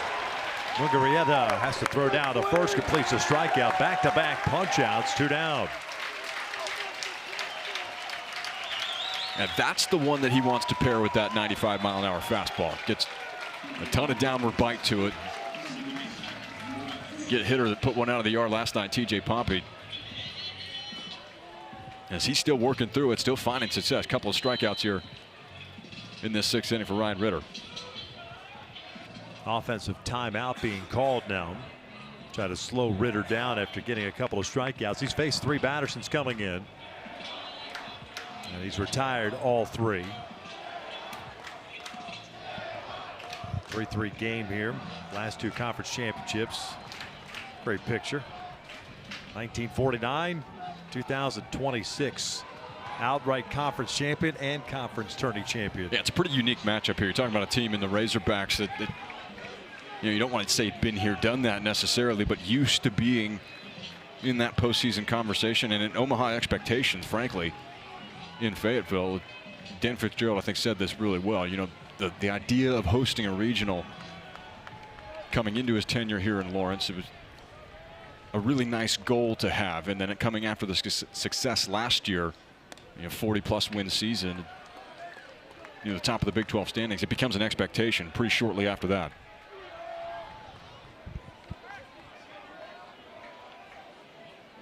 Souza tonight 0 for 2. RBI ground out in the 2nd. Lifted in the air to left. Ballinger has to come in on it. He's there, puts it away, and it's a 1-2-3 inning here in the 6th inning. The 2nd time tonight, KU pitching has retired their side in order. To the bottom of the 6th we go, knotted at 3.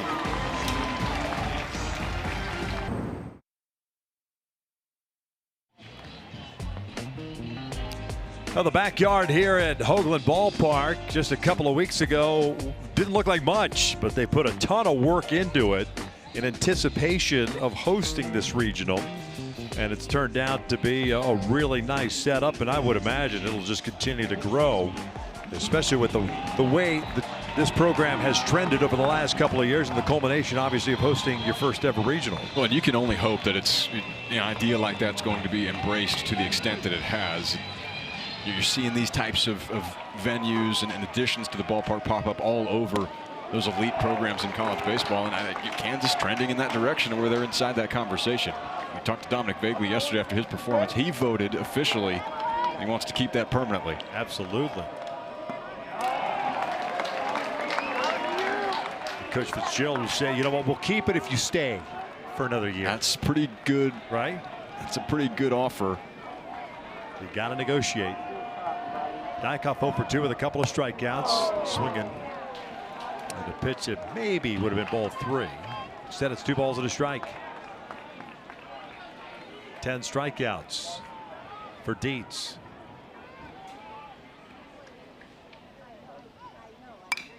Fouled off.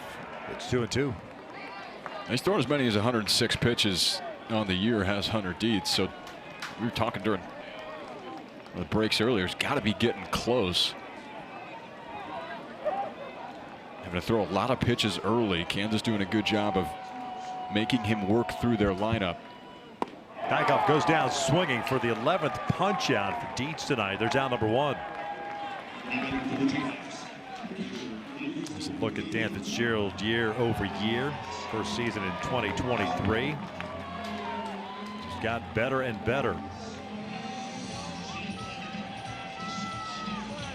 Coaching staff has remained the same. Culture, environment, everything. Yeah, they've got a formula and they're running it to a T right now. In this day and age in college baseball, so important to be bringing the right guys in and year out. And if you can get a core that you can build around, I mean, you've seen what's happened with UCLA over the past couple of seasons. Really, we're a year early last year going to the College World Series. Now, obviously, on the ropes over in Los Angeles, they squeaked that one out today.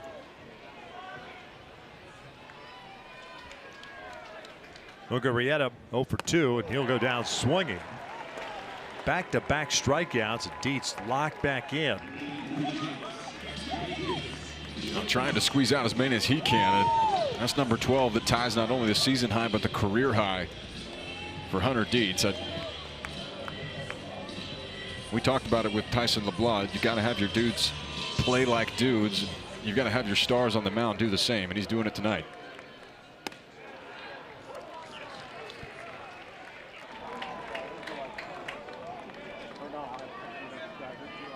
Jordan Bach 0 for 2. Bouncer back to the mound on a strikeout. 0-2. The moans and groans for the Jayhawk faithful, thinking that pitch was down a little bit.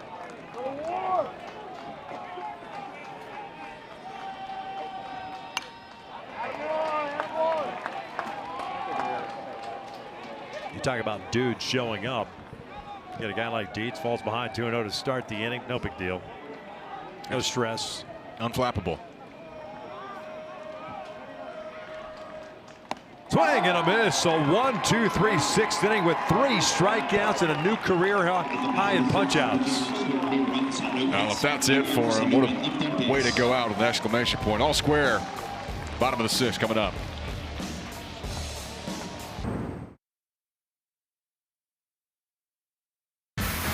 Welcome to Squeeze Play. All the highlights, all the big moments. You got a chance to have some big time fireworks. 6 to 8 games on the screen at one time. You're going to be locked in for that. The season on the line. Hashtag Squeeze Play. Send us some tweets. Maybe we'll put you on the social wall. The storybook season will continue. It's that time of year, you got to catch Squeeze Play. It's a multi-faceted program that keeps you up to speed on everything that's going on in the moment. And there's Mike Rooney right there getting ready for the show. I don't know if Mike Rooney deserved that, did he? Yes, he did. Yes, he did. No visit to the mound, or at least no visit charged with that visit by the trainer for KU. Waved off by Tim Rosser, the home plate umpires. We start the 7th, 3-3 game. The bottom third of the order for the Razorbacks: New, Rutenbar, and Robinette.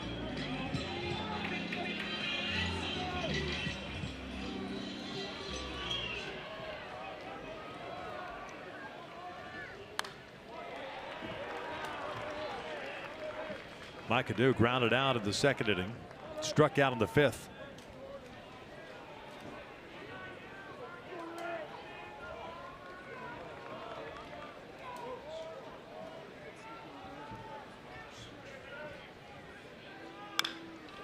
No balls, 2 strikes. Ritter's faced 4 batters, retired all 4. A couple of strikeouts along the way. You wonder if this is one that just comes down to who gets that last opportunity. Each team only 3 ABs with runners in scoring position. Obviously the 2 home runs, the big swings on either side.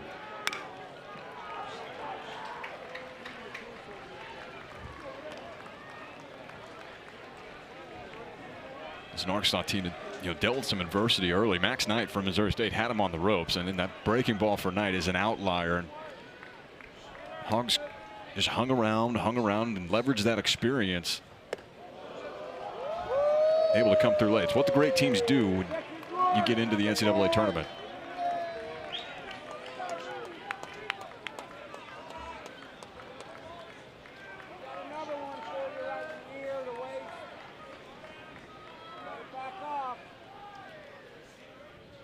Ritter riding that fastball up and in on New. 1-2. Outside, 2 balls, 2 strikes.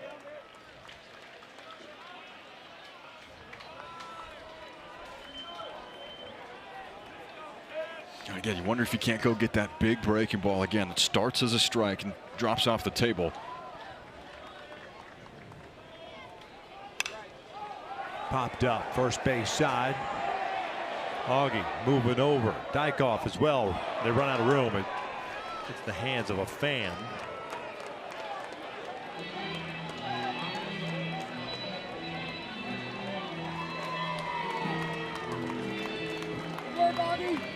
Yeah, a little bit of shell shock over there. And you got to have your head on a swivel in postseason baseball.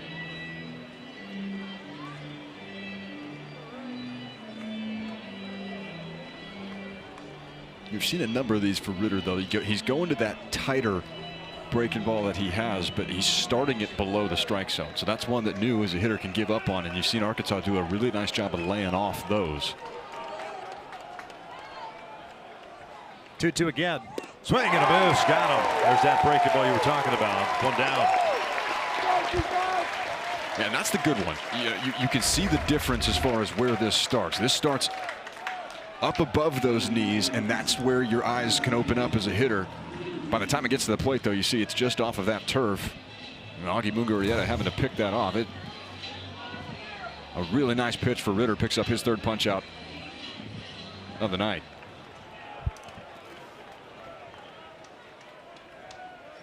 Goodbar for 1. Walked and scored in the 5th.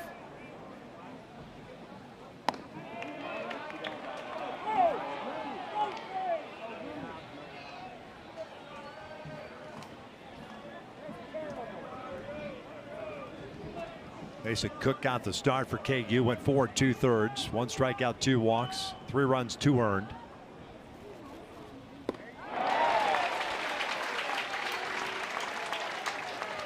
Through just a total of 69 pitches. It went south with him with Rudenbar at the plate. And when he ended up walking him, got ahead with 2 outs. Ends up walking him, then gave up the home run to Robinette. That will be really intriguing to see the usage for Ritter tonight. Normally a 30 to 35 pitch type of guy for Dan Fitzgerald. It's gone as many as 65 this season and 3 innings of work in that outing. Postseason baseball, I think you're riding a hot hand.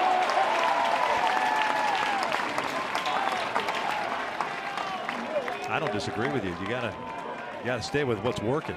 Yeah, there's no need to change it up. You're not worried about setting up a game tomorrow or what happens if. It's about these last 3 innings of this ball game. 2-2. Lays off the breaking ball.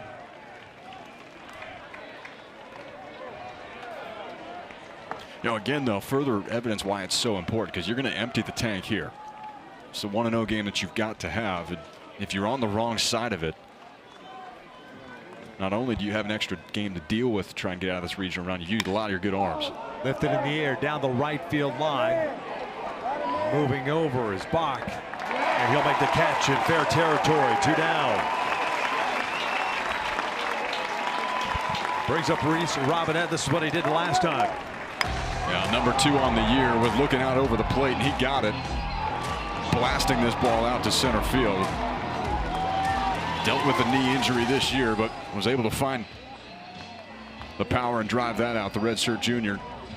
Been in this Arkansas lineup for a long time. That's the biggest swing of the night for the Hogs.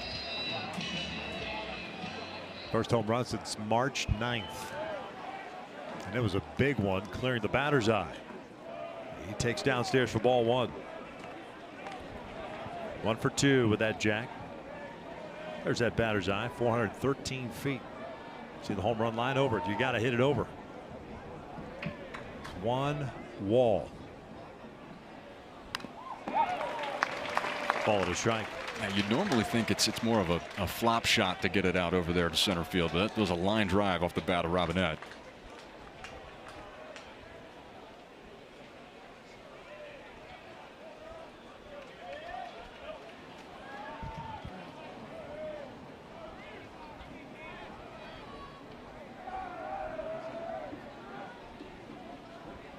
One from Ritter. Tap foul, 1-2.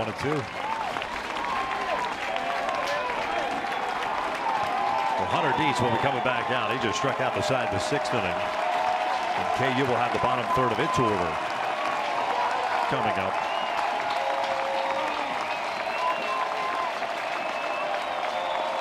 .13 strikeouts for Dietz. Ritter trying to go 1, 2, 3 in back-to-back innings. Counting it up.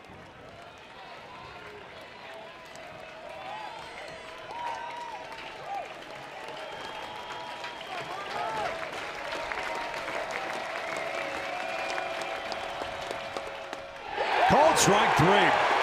Backdoor breaking ball. Strikeout number 4 for Ritter, and he's retired 7 straight. Now we're seeing the punch outs go back and forth. Racking them up for Dietz, but a couple for Ryan Ritter here. Still 3-3. We'll stretch here in Lawrence.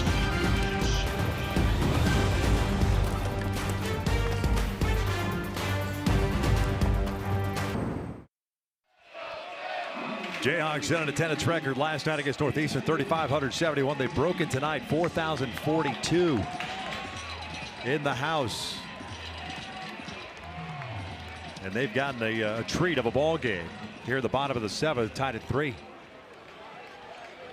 Hunter Dietz back out. Now it's over 1,400 more than what the record was coming into this regional, and gives sense of where the program has come from. That's now 7 of the top 10, including these 2 games. Attendance records have come in the last 2 seasons for Kansas. It is on the up and up here in Lawrence. Osorio 0 for 2 with a couple of strikeouts.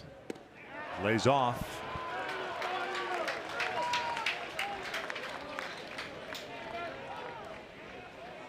Two balls and a strike. Dietz does not waste a whole lot of time. That's downstairs. 3-1. Now there's no laboring around the mound, even at 110 pitches. Punching out the side as you're getting over the century mark. And there's a leadoff walk to start the 7th. Second base on balls issued by the lefty. A double barrel action in the bullpen, and you just wonder when Dave Van Horn's going to want to press that button. It's been a career night for your left-hander.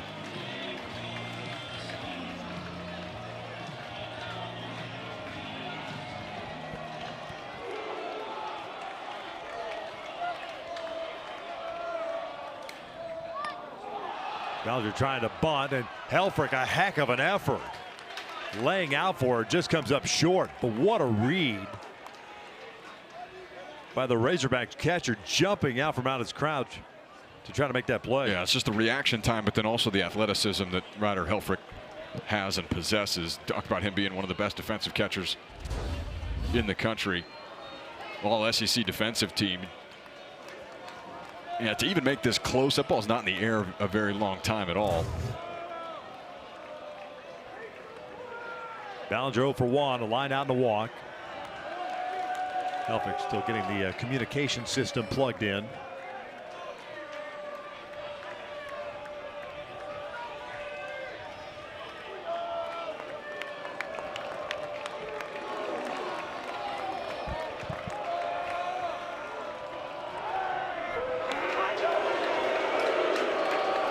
checking to see if Ballinger shows bunt.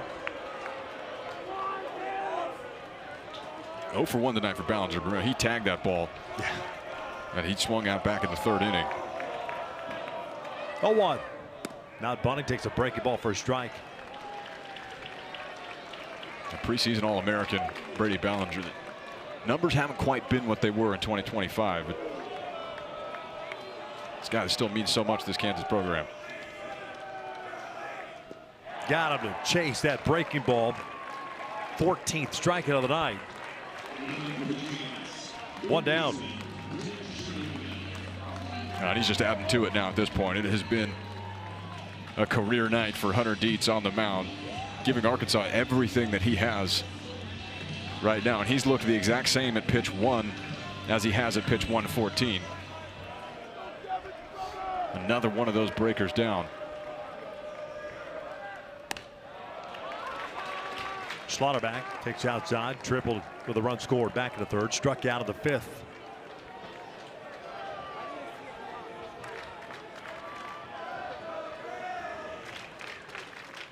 Pulled to 3rd, pass Poppy into left field. Osorio will stop right there at second base. 2 on, 1 out. Top of the order, and LeBlanc coming to the plate. We saw TJ Poppy in last night's game make a couple of great plays on hard hit balls in this same type of area. It felt like nothing could get past him, but Dylan Schlotterbeck able to do it. That's going to draw out Dave Van Horn. What a night for Hunter Dietz.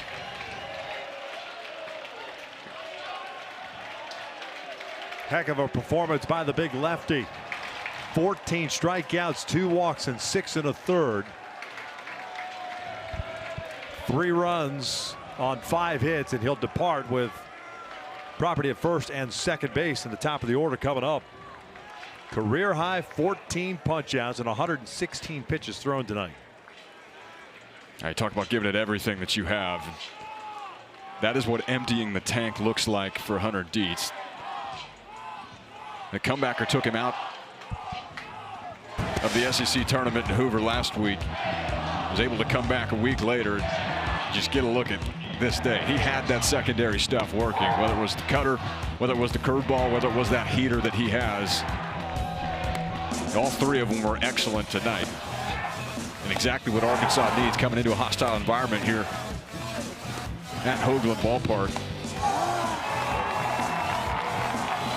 Moving it north, south, east, and west. And everything going his way tonight.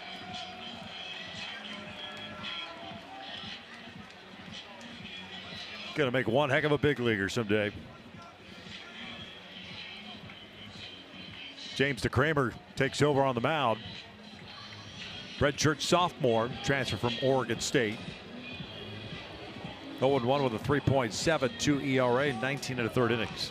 Yeah, it's going to be more gas out of the Arkansas bullpen. You're going to see fastballs up around 95, 96. And then a sharp breaking ball from him. More off speed than fastball, so these Kansas hitters are going to have to make sure they're seeing that secondary stuff up. Tyson LeBlanc getting ready for the at-bat. This is what he did against Dietz in the 5th. Yeah, right when Kansas needed it too. He got one of those breakers that was up in the zone and put it out into the backyard. His second long ball of this Lawrence Regional going out that same direction. He's been the go guy of this Kansas offense. First team all Big 12 performer this year, most outstanding player in the conference tournament last week. And he has carried the torch for this Jayhawk lineup. 23rd home run of the season. 64 runs batted in. Steps in with 1 out, 2 on. Osorio is standing at second base. Schlotterbeck at first.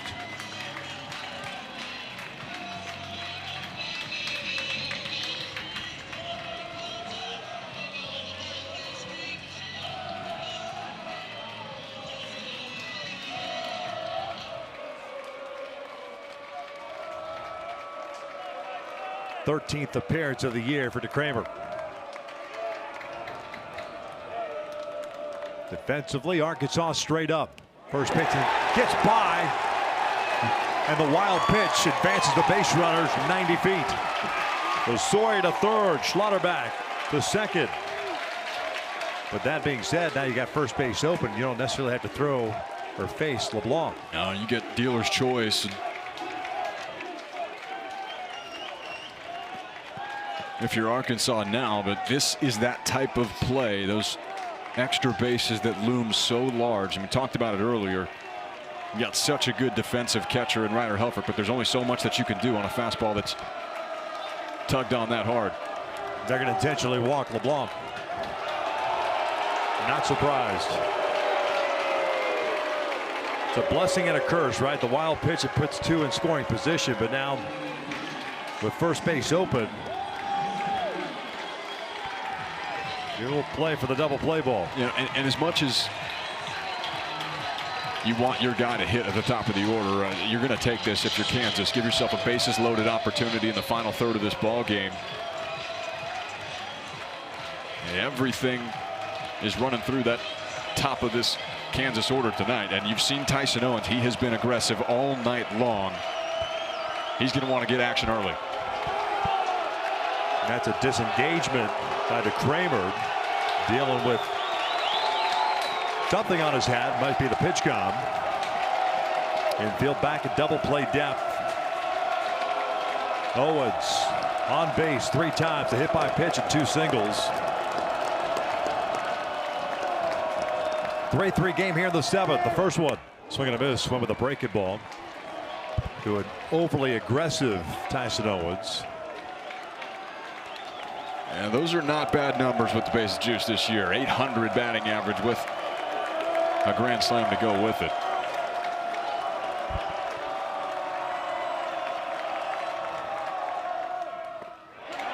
Goes outside with a breaking ball and it misses. 1 ball, 1 strike. Not surprising with that pitch selection for DeCramer on the mound, too. Trying to take advantage of Tyson Owens, who's been a free swinger tonight. He has been swinging early and often.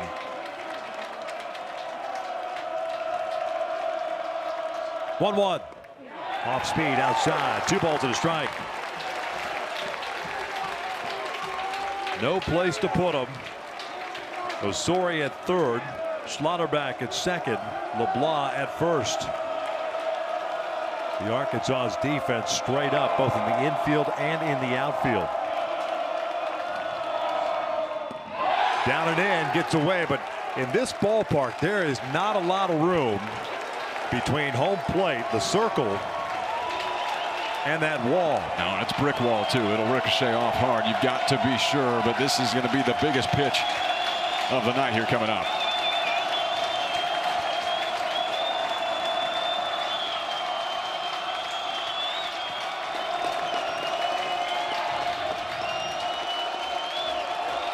Robinette playing another disengagement. That's ball 4, is it not?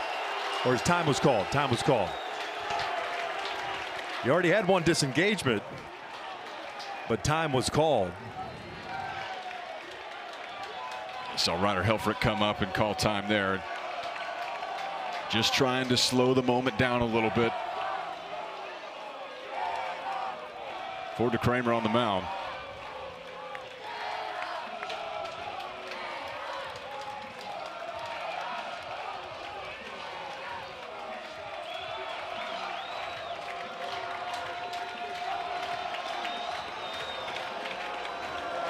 The meeting has completed. Helfrich back behind the plate. Owens, a 3-1 count. Bases loaded. 1 out. Robinette playing in front of LeBlanc at first base with a left-handed batter up at the plate. Here comes the 3-1. Ball 4. KU has taken a 4-3 lead. A bases loaded walk.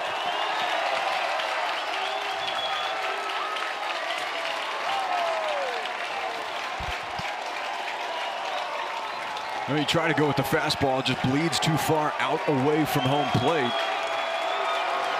And now it's a real sticky situation for Arkansas. Going to go back to the bullpen one more time. Dave Van Horn going to make his second walk to the mound here in the 7th inning.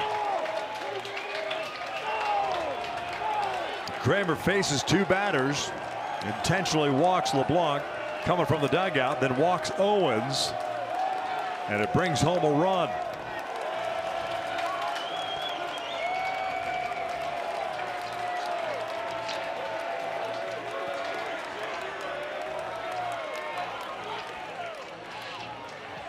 pitching change as we take a look at the Southern Miss bracket.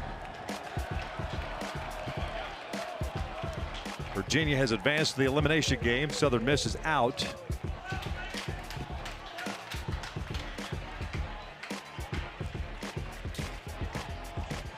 Little Rock at Jacksonville State playing in the 1-0 game.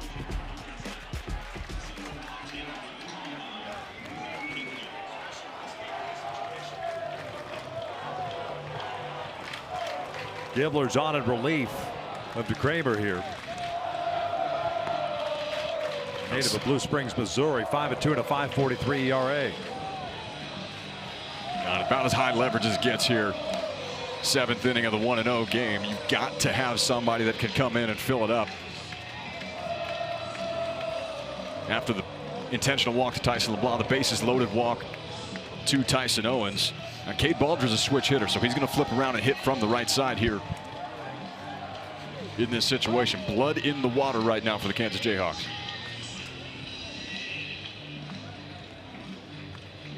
Arkansas struck first back in the second inning, pardon me, taking a 1-0 lead.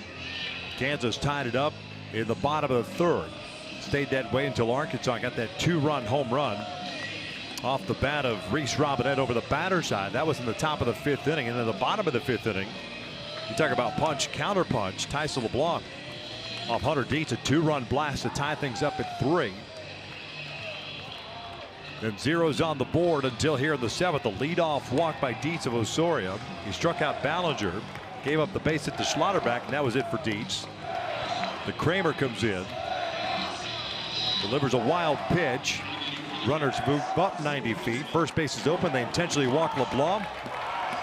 And after falling behind 3-1 on Tyson Owens, ends up walking Owens. He picks up his 42nd RBI, and it gives the Jayhawks a 4-3 lead. Talk about Cade Baldridge flipping around to the right side. He's a .345 hitter against left-handed pitching. Gibbler going from the full windup. Here's the first one. It's in the dirt. Heck of a play by Helfrich. That's a ball as a catcher. You're sitting there praying that it hits you. 1 ball, no strikes. Schlotterbeck at third base. LeBlanc at second. Owens at first.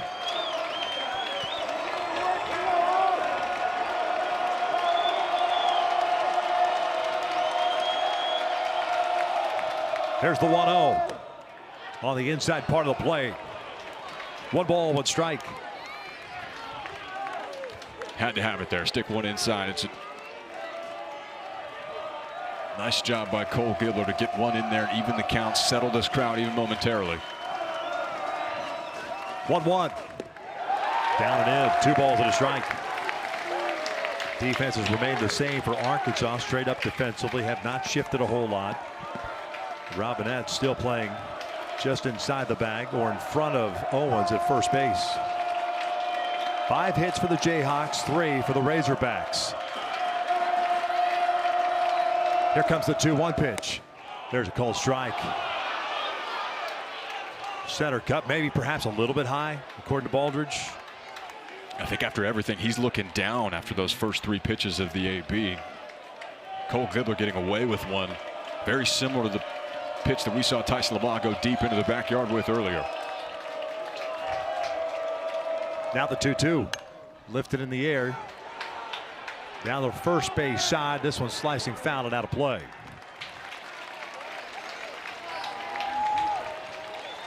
You saw a grimace on that swing going through for Cade Baldridge there. Remember, he came up a little bit lame trying to leg out a ground ball to shortstop back in the 5th inning. And you get a look on this follow through. There's something that is not feeling right for him.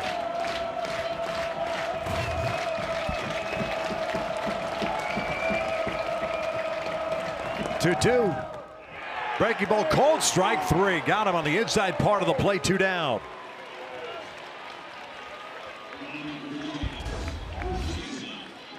Now tip of the cap to Cole Gibbler hanging around here, and this is spin that Baldridge just is not looking for. It's a breaking ball running into him on the inner half. Was a great pitch to hit if you see it up, but no doubt strike 3 and a chance for the Hogs to limit the damage with the bases juiced. Tough night so far for Josh Dykoff. 0 for 3 with 3 strikeouts. Lefty breaking ball misses outside. With Dykoff at the plate, Kojul moves toward the middle part of the diamond. Still on the shortstop side, but up the middle. So big hole on the left side of the infield. Gibler's 1-0 on the way. Big swing and a foul ball back into the net. Evens the count at a ball and a strike. Every Jayhawk fan here at Hoagland on their feet. Up by a run and looking for more here in the bottom of the 7th inning. Gibler's wind up the 1-1. Outside, 2 balls and a strike. But Gibler wanted that pitch. That's certainly where he's trying to go with it, and it couldn't have missed by much over on that outer part of the plate.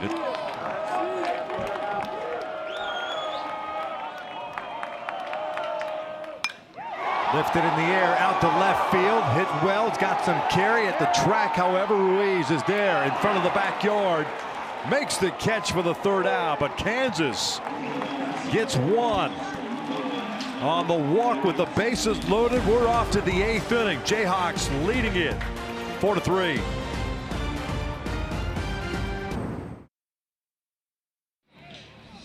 The NCAA Baseball Regionals are presented by Capital One. What's in your wallet? Waving the wheat and hog calls. That's what we've got here at Hoagland Ballpark. 1 versus 2 in the 1-0 game of this Lawrence Regional.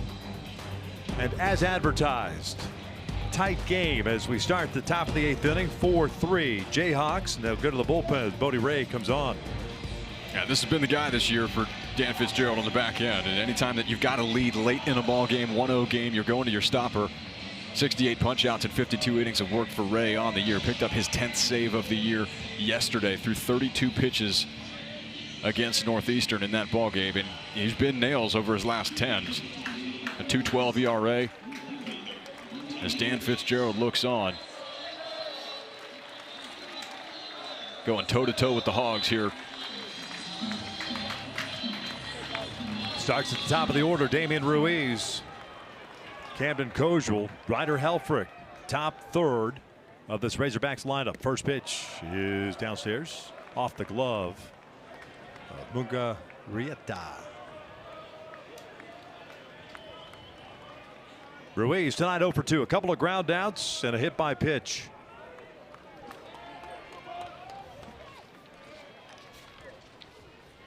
(1-0). Outside, 2 balls and no strikes. I wouldn't call it a show me fastball for Ray. He can run it up there 93, 94 when he wants to, but it's only a heater a third of the time. Everything else is secondary and it's moving. It's a changeup that will throw to both right-handers and left-handers with a big breaking ball.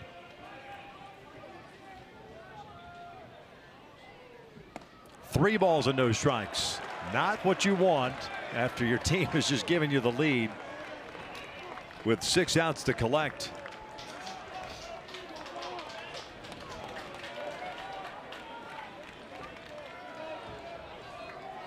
And the heart of this order for the Razorbacks coming up.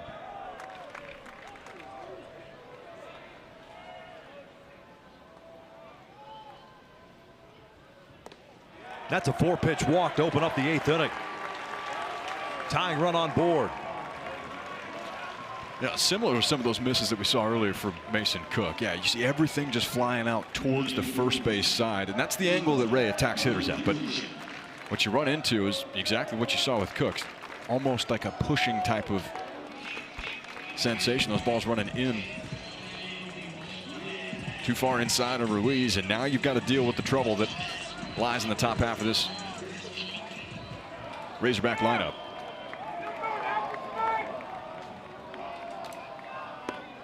Kojul takes a strike on a breaking ball.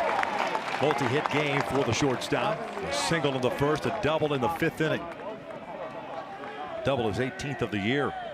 Just look, SEC ranks this season: home runs, RBI, and slugging percentage.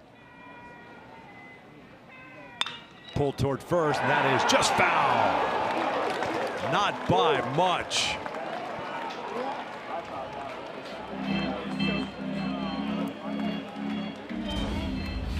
Well, what do they say? It's a game of inches, right?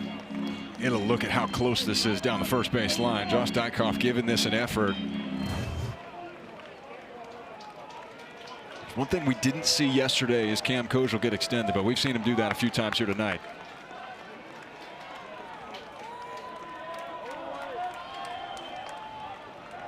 Three infielders on the right side down. A quick throw to first.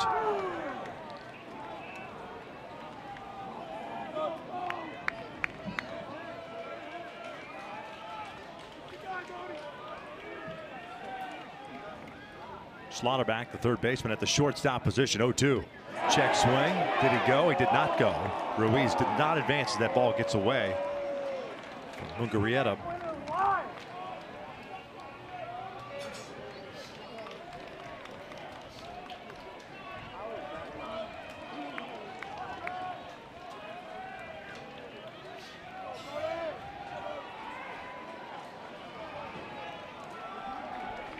One ball, two strikes, nobody out, and a man at first. There goes Ruiz. This one pulled down the right field line, but foul out in front of it. Ruiz got a good jump. And a foul ball, certainly a break for the Jayhawks. That base was all but stolen for Damian Ruiz. One of the few guys in this Arkansas lineup that'll go. 16 to 17 on the year.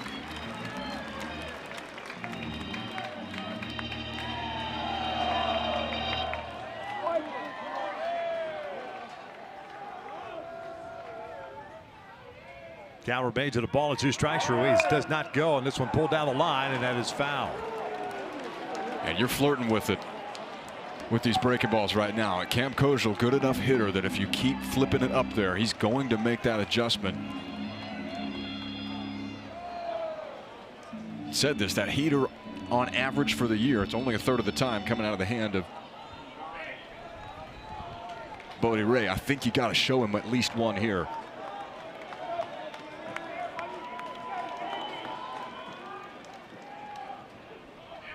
Another good lead for Ruiz at first base. There's the fastball at 92 away.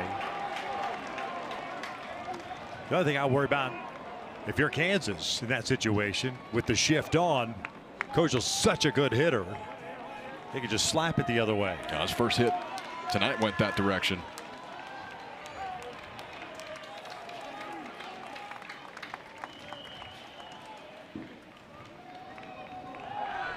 Like Ruiz was perhaps on the move. A little stutter step there as he got back to the base in time.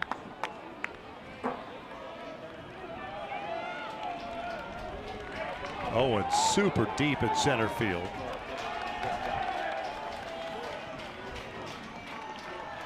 There goes Ruiz. 1-2, lifted in the air to center. Owens comes in. One down. That's a big out. Ruiz goes back to first. All right, folks, the NCAA Regionals coverage for all 16 sites continues tomorrow on ESPN Plus and the ESPN app. For more information, visit ncaa.com, the home for all NCAA championships. Well, you said that's a massive out to get, especially after some of those swings that Kojal's getting off. That had the potential to turn dangerous for the Jayhawks. Not only do you retire Kojal, but you keep Damian Ruiz at first base, who got a couple of great jumps. Trying to take second. Alfrick 0 for 3. That pitch misses outside. The thing about this lineup for the Razorbacks, there's no soft spot. It's not like, if I get through this, I can breathe a little bit. No, it's stress all the time, especially with 5 outs to get. Now, thank goodness I got through Kojal. Now I get a top 10 draft prospect coming to the plate. Yeah. A couple of fly ball outs for Helfrich and a ground out. Bodie Wraith. Anybody put a stalker gun on him throwing to first? That is some fuzz.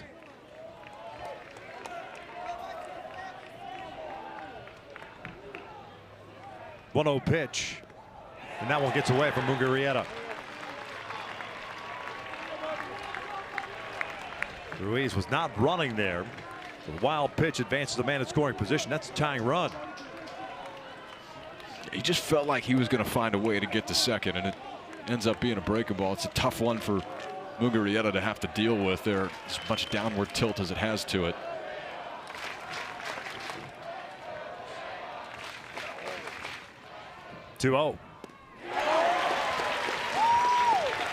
The old change piece, 2-1.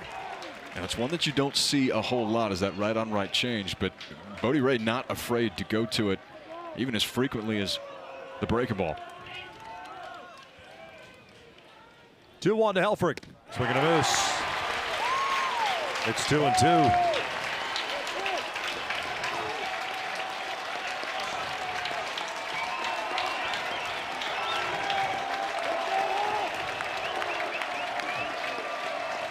Three infielders on the left side. 2-2 pitch. Swing and a miss. Down goes Helfrich. 2 down.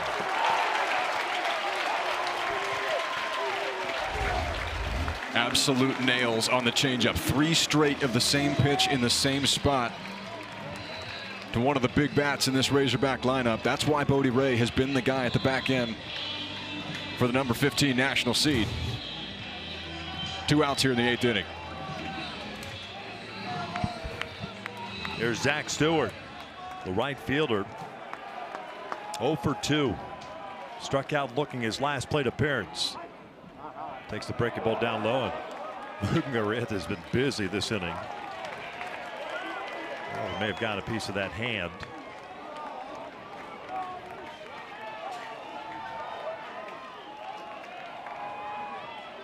One 1-0 count.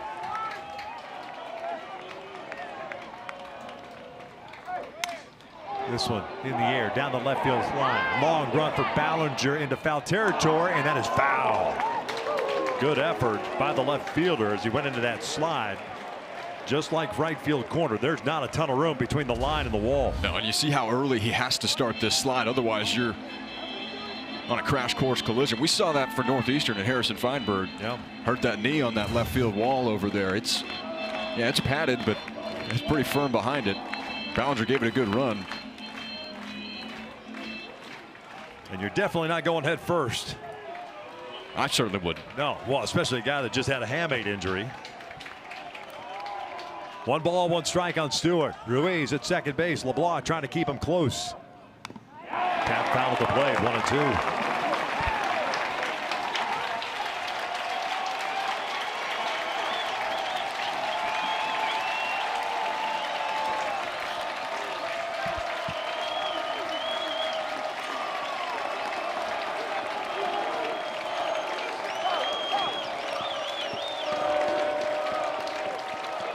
One-two pitch in the dirt again. Augie taking a beating.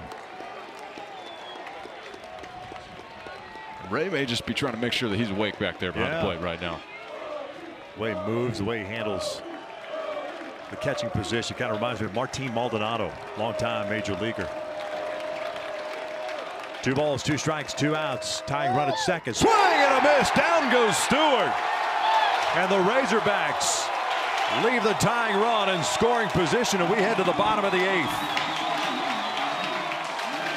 You think these guys are ready for the moment here in Lawrence? Couple of punch outs by the closer. 1-run lead for the Jayhawks. Bottom 8 coming up.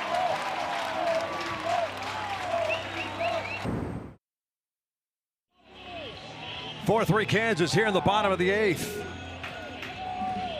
An electric crowd, both on the Arkansas and KU side, obviously slanted toward the Jayhawks side. Tight little quarters in this ballpark. It is Hoagland Ballpark. Over 4,000 in attendance. Record-setting crowd, standing room only.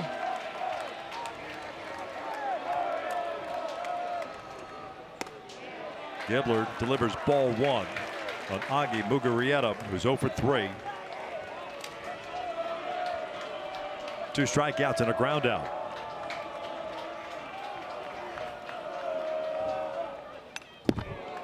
Good rip at that high fastball. Ball and a strike.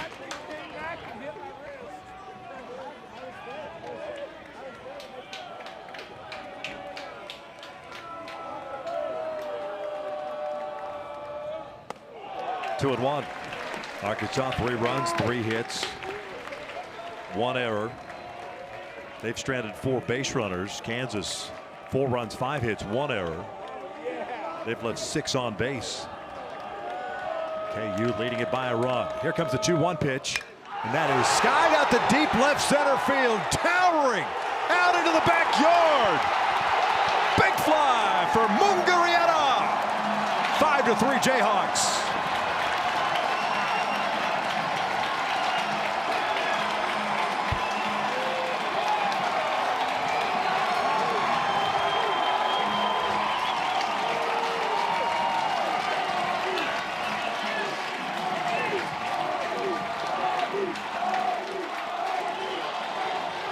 Second home run of this Lawrence Regional for Augie Mungarieta, 405 feet out to left field. You see him say, "We here." You talk about a guy, this catcher's done so much damage for Kansas, just his second home run against left-handed pitching. Jordan Bach not wasting time to go back and take a look at that swing. You talk about full extension. Believe that's what they call elevate and celebrate out to left field. Second time he's gone to the backyard here this weekend. No balls, 2 strikes on Jordan Bach. 0 for 3.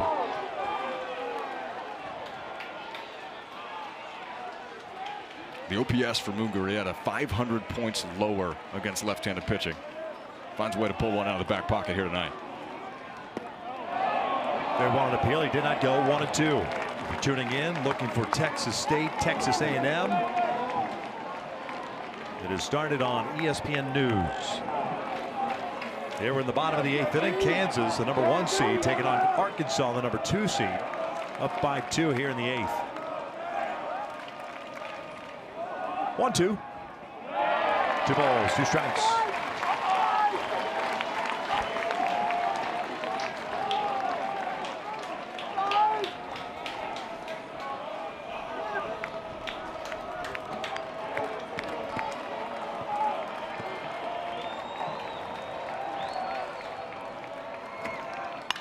Ground ball, right side. Shift was on. Nice play. 1 away. That was Pompey in the shift. 5-3 goes that put out.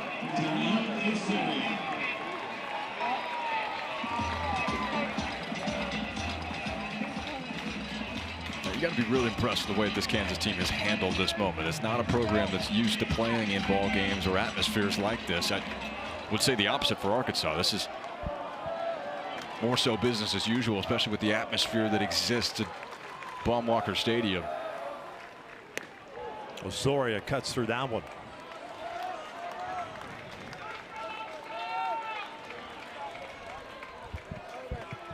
See all that damage being done at the top of the order until that big swing. The first hit for that middle portion of this Kansas lineup tonight's a big one. 0-2.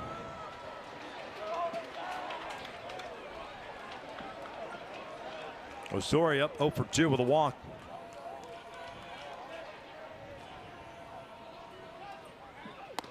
Tied him up. Down he goes for round number 2. You know, you were talking about UCLA perhaps being a year early last year, getting all the way to the College World Series.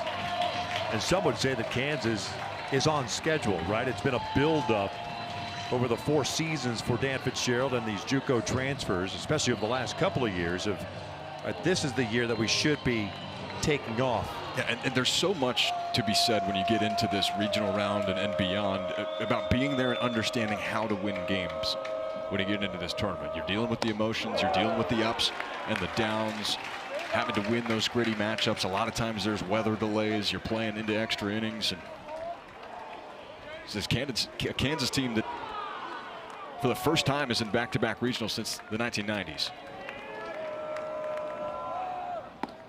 Ballinger takes a strike, evens the count. And that progression, you saw it earlier in the 20s in wins 4 years ago for Kansas, and that has built into a program that's going toe-to-toe with one of the best in the SEC. 2-1. Those programs in the 90s led by Rich Price, the all-time wins leader, head coach at Kansas. 2-1 pitch. 3-1.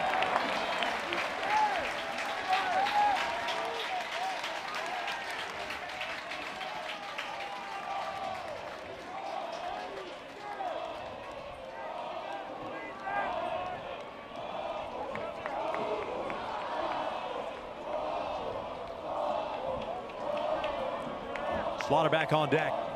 Here comes the 3-1 pitch. And there's ball 4. Second walk picked up by Ballinger tonight. This one a 2-out free pass.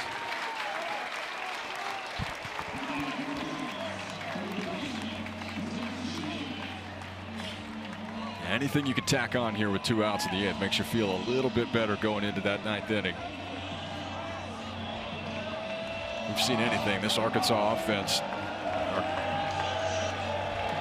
cool, calm, and collected, and they can put up runs in a hurry. We saw it last night. A big 6-run 5th inning over the course of 5 hits, and when the Hogs start playing offense, it's contagious.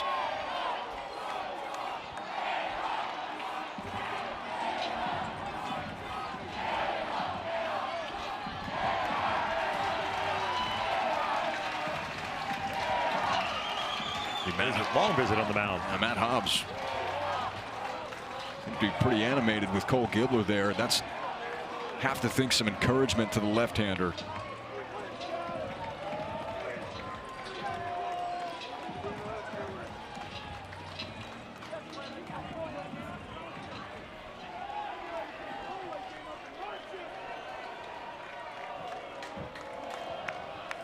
Slaughter back on board twice, a single and a double. 2 for 3 over, pardon me, a triple. 2 for 3 overall.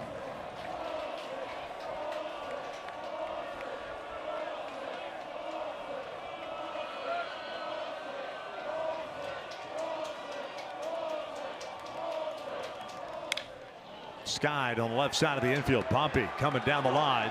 Helfrich gets out of the way. Pompey makes the catch for out number 3. An insurance run off the bat of Augie Mugarieta. Solo shot, his 17th of the year. Yeah, tacks on another one. Does Mugarieta. That backyard becoming a frequent stopping point here in Lawrence. We'll go to the 9th inning. Kansas up by 2.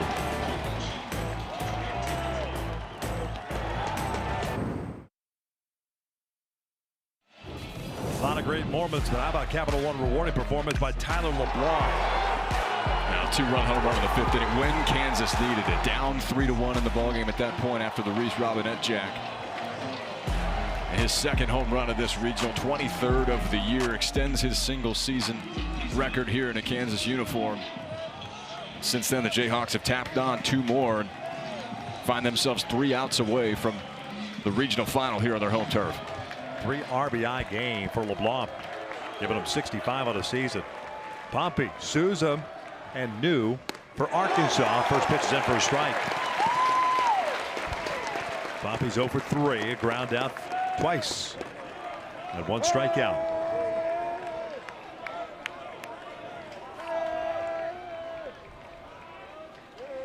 Oh, 1 breaking ball. It's fouled back. No balls, 2 strikes. Ray came on in the 8th inning, walked the first batter, Damian Ruiz. Kozier will fly to center, and then struck out Helfrich and Stewart. For the man in scoring position at that time, the tying run.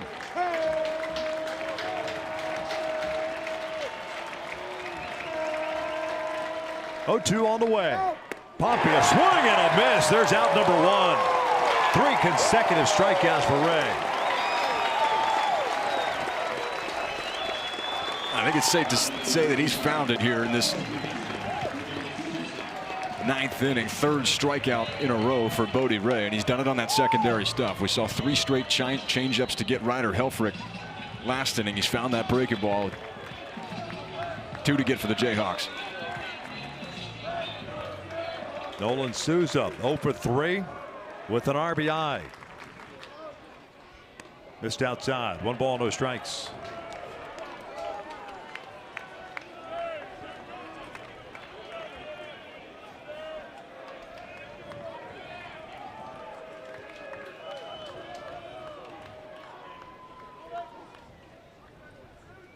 Here's the 1-0.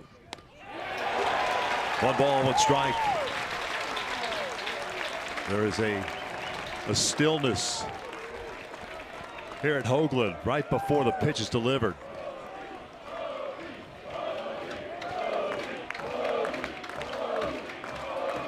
One, 2 balls and a strike. A little frustrated with himself as he walks off that first base side of the mound.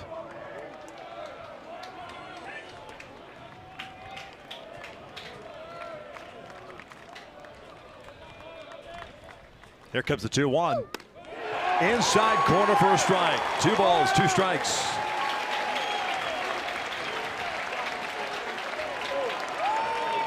Souza doesn't like it, but sticks a fastball in there. Now you're wondering what's coming next. As you go to that changeup, it's been Old Faithful for him.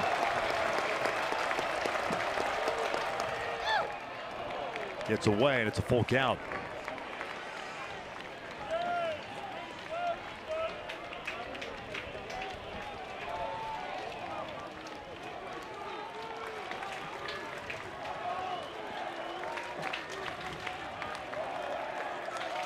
Mike Anu on deck. Ray is ready to go. Here comes the payoff to Souza. Lifted foul and out of play. Reset and do it again.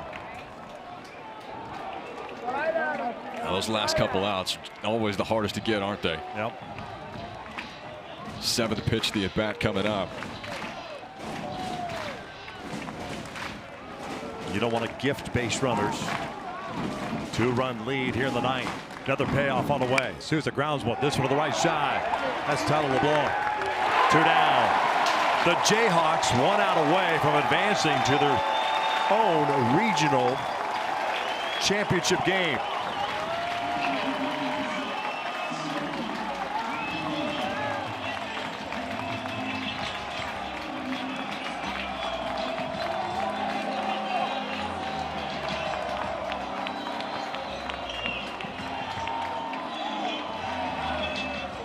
Mike Anu at the plate. The center fielder hitless so far tonight. First one on the way. Just missed. Down a 0. 1-0, pardon me.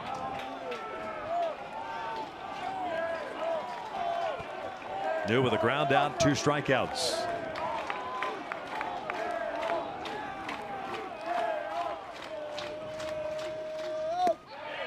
Two and 0. You said it a moment ago. Anything you can do to avoid that free pass, put the tying run at the plate. And that is objective number 1 right now for Arkansas. Give yourself an opportunity to run into one.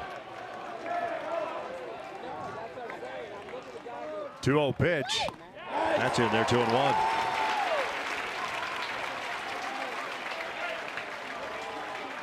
Kansas snapped the 3-3 tie in the bottom of the 7th on a bases loaded walk collected by Tyson Owens, and added insurance in the 9th on the home run by Mungarieta. 2-1 on the way from Ray. That's a strike. 2 balls, 2 strikes.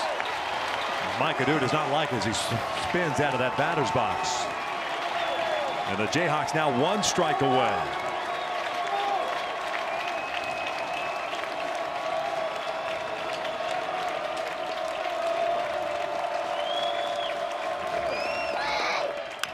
Chopper toward short. LeBlanc comes in. He's got to get rid of it quickly. The throw to first. And got him!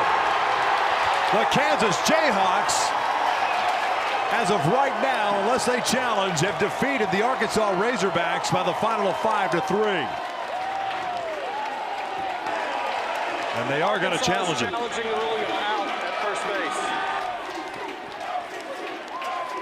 As you should. Yeah, you can't take them home with you. I think this is just going to delay the inevitable. And you see Tyson LeBlanc come in on this. You know you've got to get rid of it in a hurry. Mike Anu can run.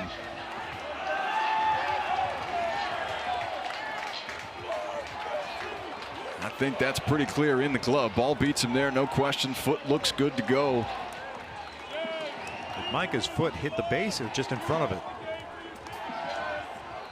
Yeah, you'll see that sometimes where you're stretching out, you miss first base, but I don't think it matters in this equation. I think that ball is in the mitt of Dykhoff at first. Confirmed. Yeah, that should be confirmed. Maybe a little bit of a delayed gratification for this crowd here on hand.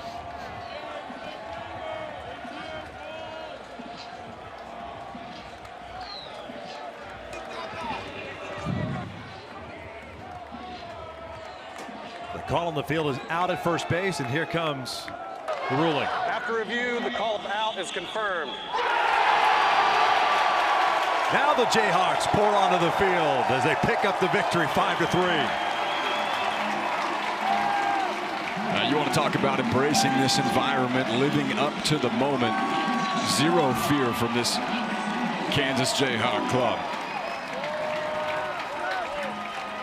First regional final for KU since 2009. This one coming at home tomorrow at 5 Central, 6 Eastern. Tomorrow at noon Central, 1 p.m. Eastern, elimination game. Arkansas taking on Northeastern. The winner advances to take on Kansas in the regional final. And that's a familiar spot for Arkansas. Last time on the road in the regional, 2022 in Stillwater, they still came out of it. This is a Razorback team that knows what to do out of the bottom side of that bracket. Heck of a game for Kansas. Arkansas will regroup, but the Jayhawks pick up the victory by the final of 5-3 in a capacity record-setting crowd here at Hoagland Ballpark. 5-3 the final for Connor Wanhanen. And our entire crew on Victor Oz saying good night from Lawrence. We send you to Texas A&M, Texas State with Richard Cross and Todd Walker.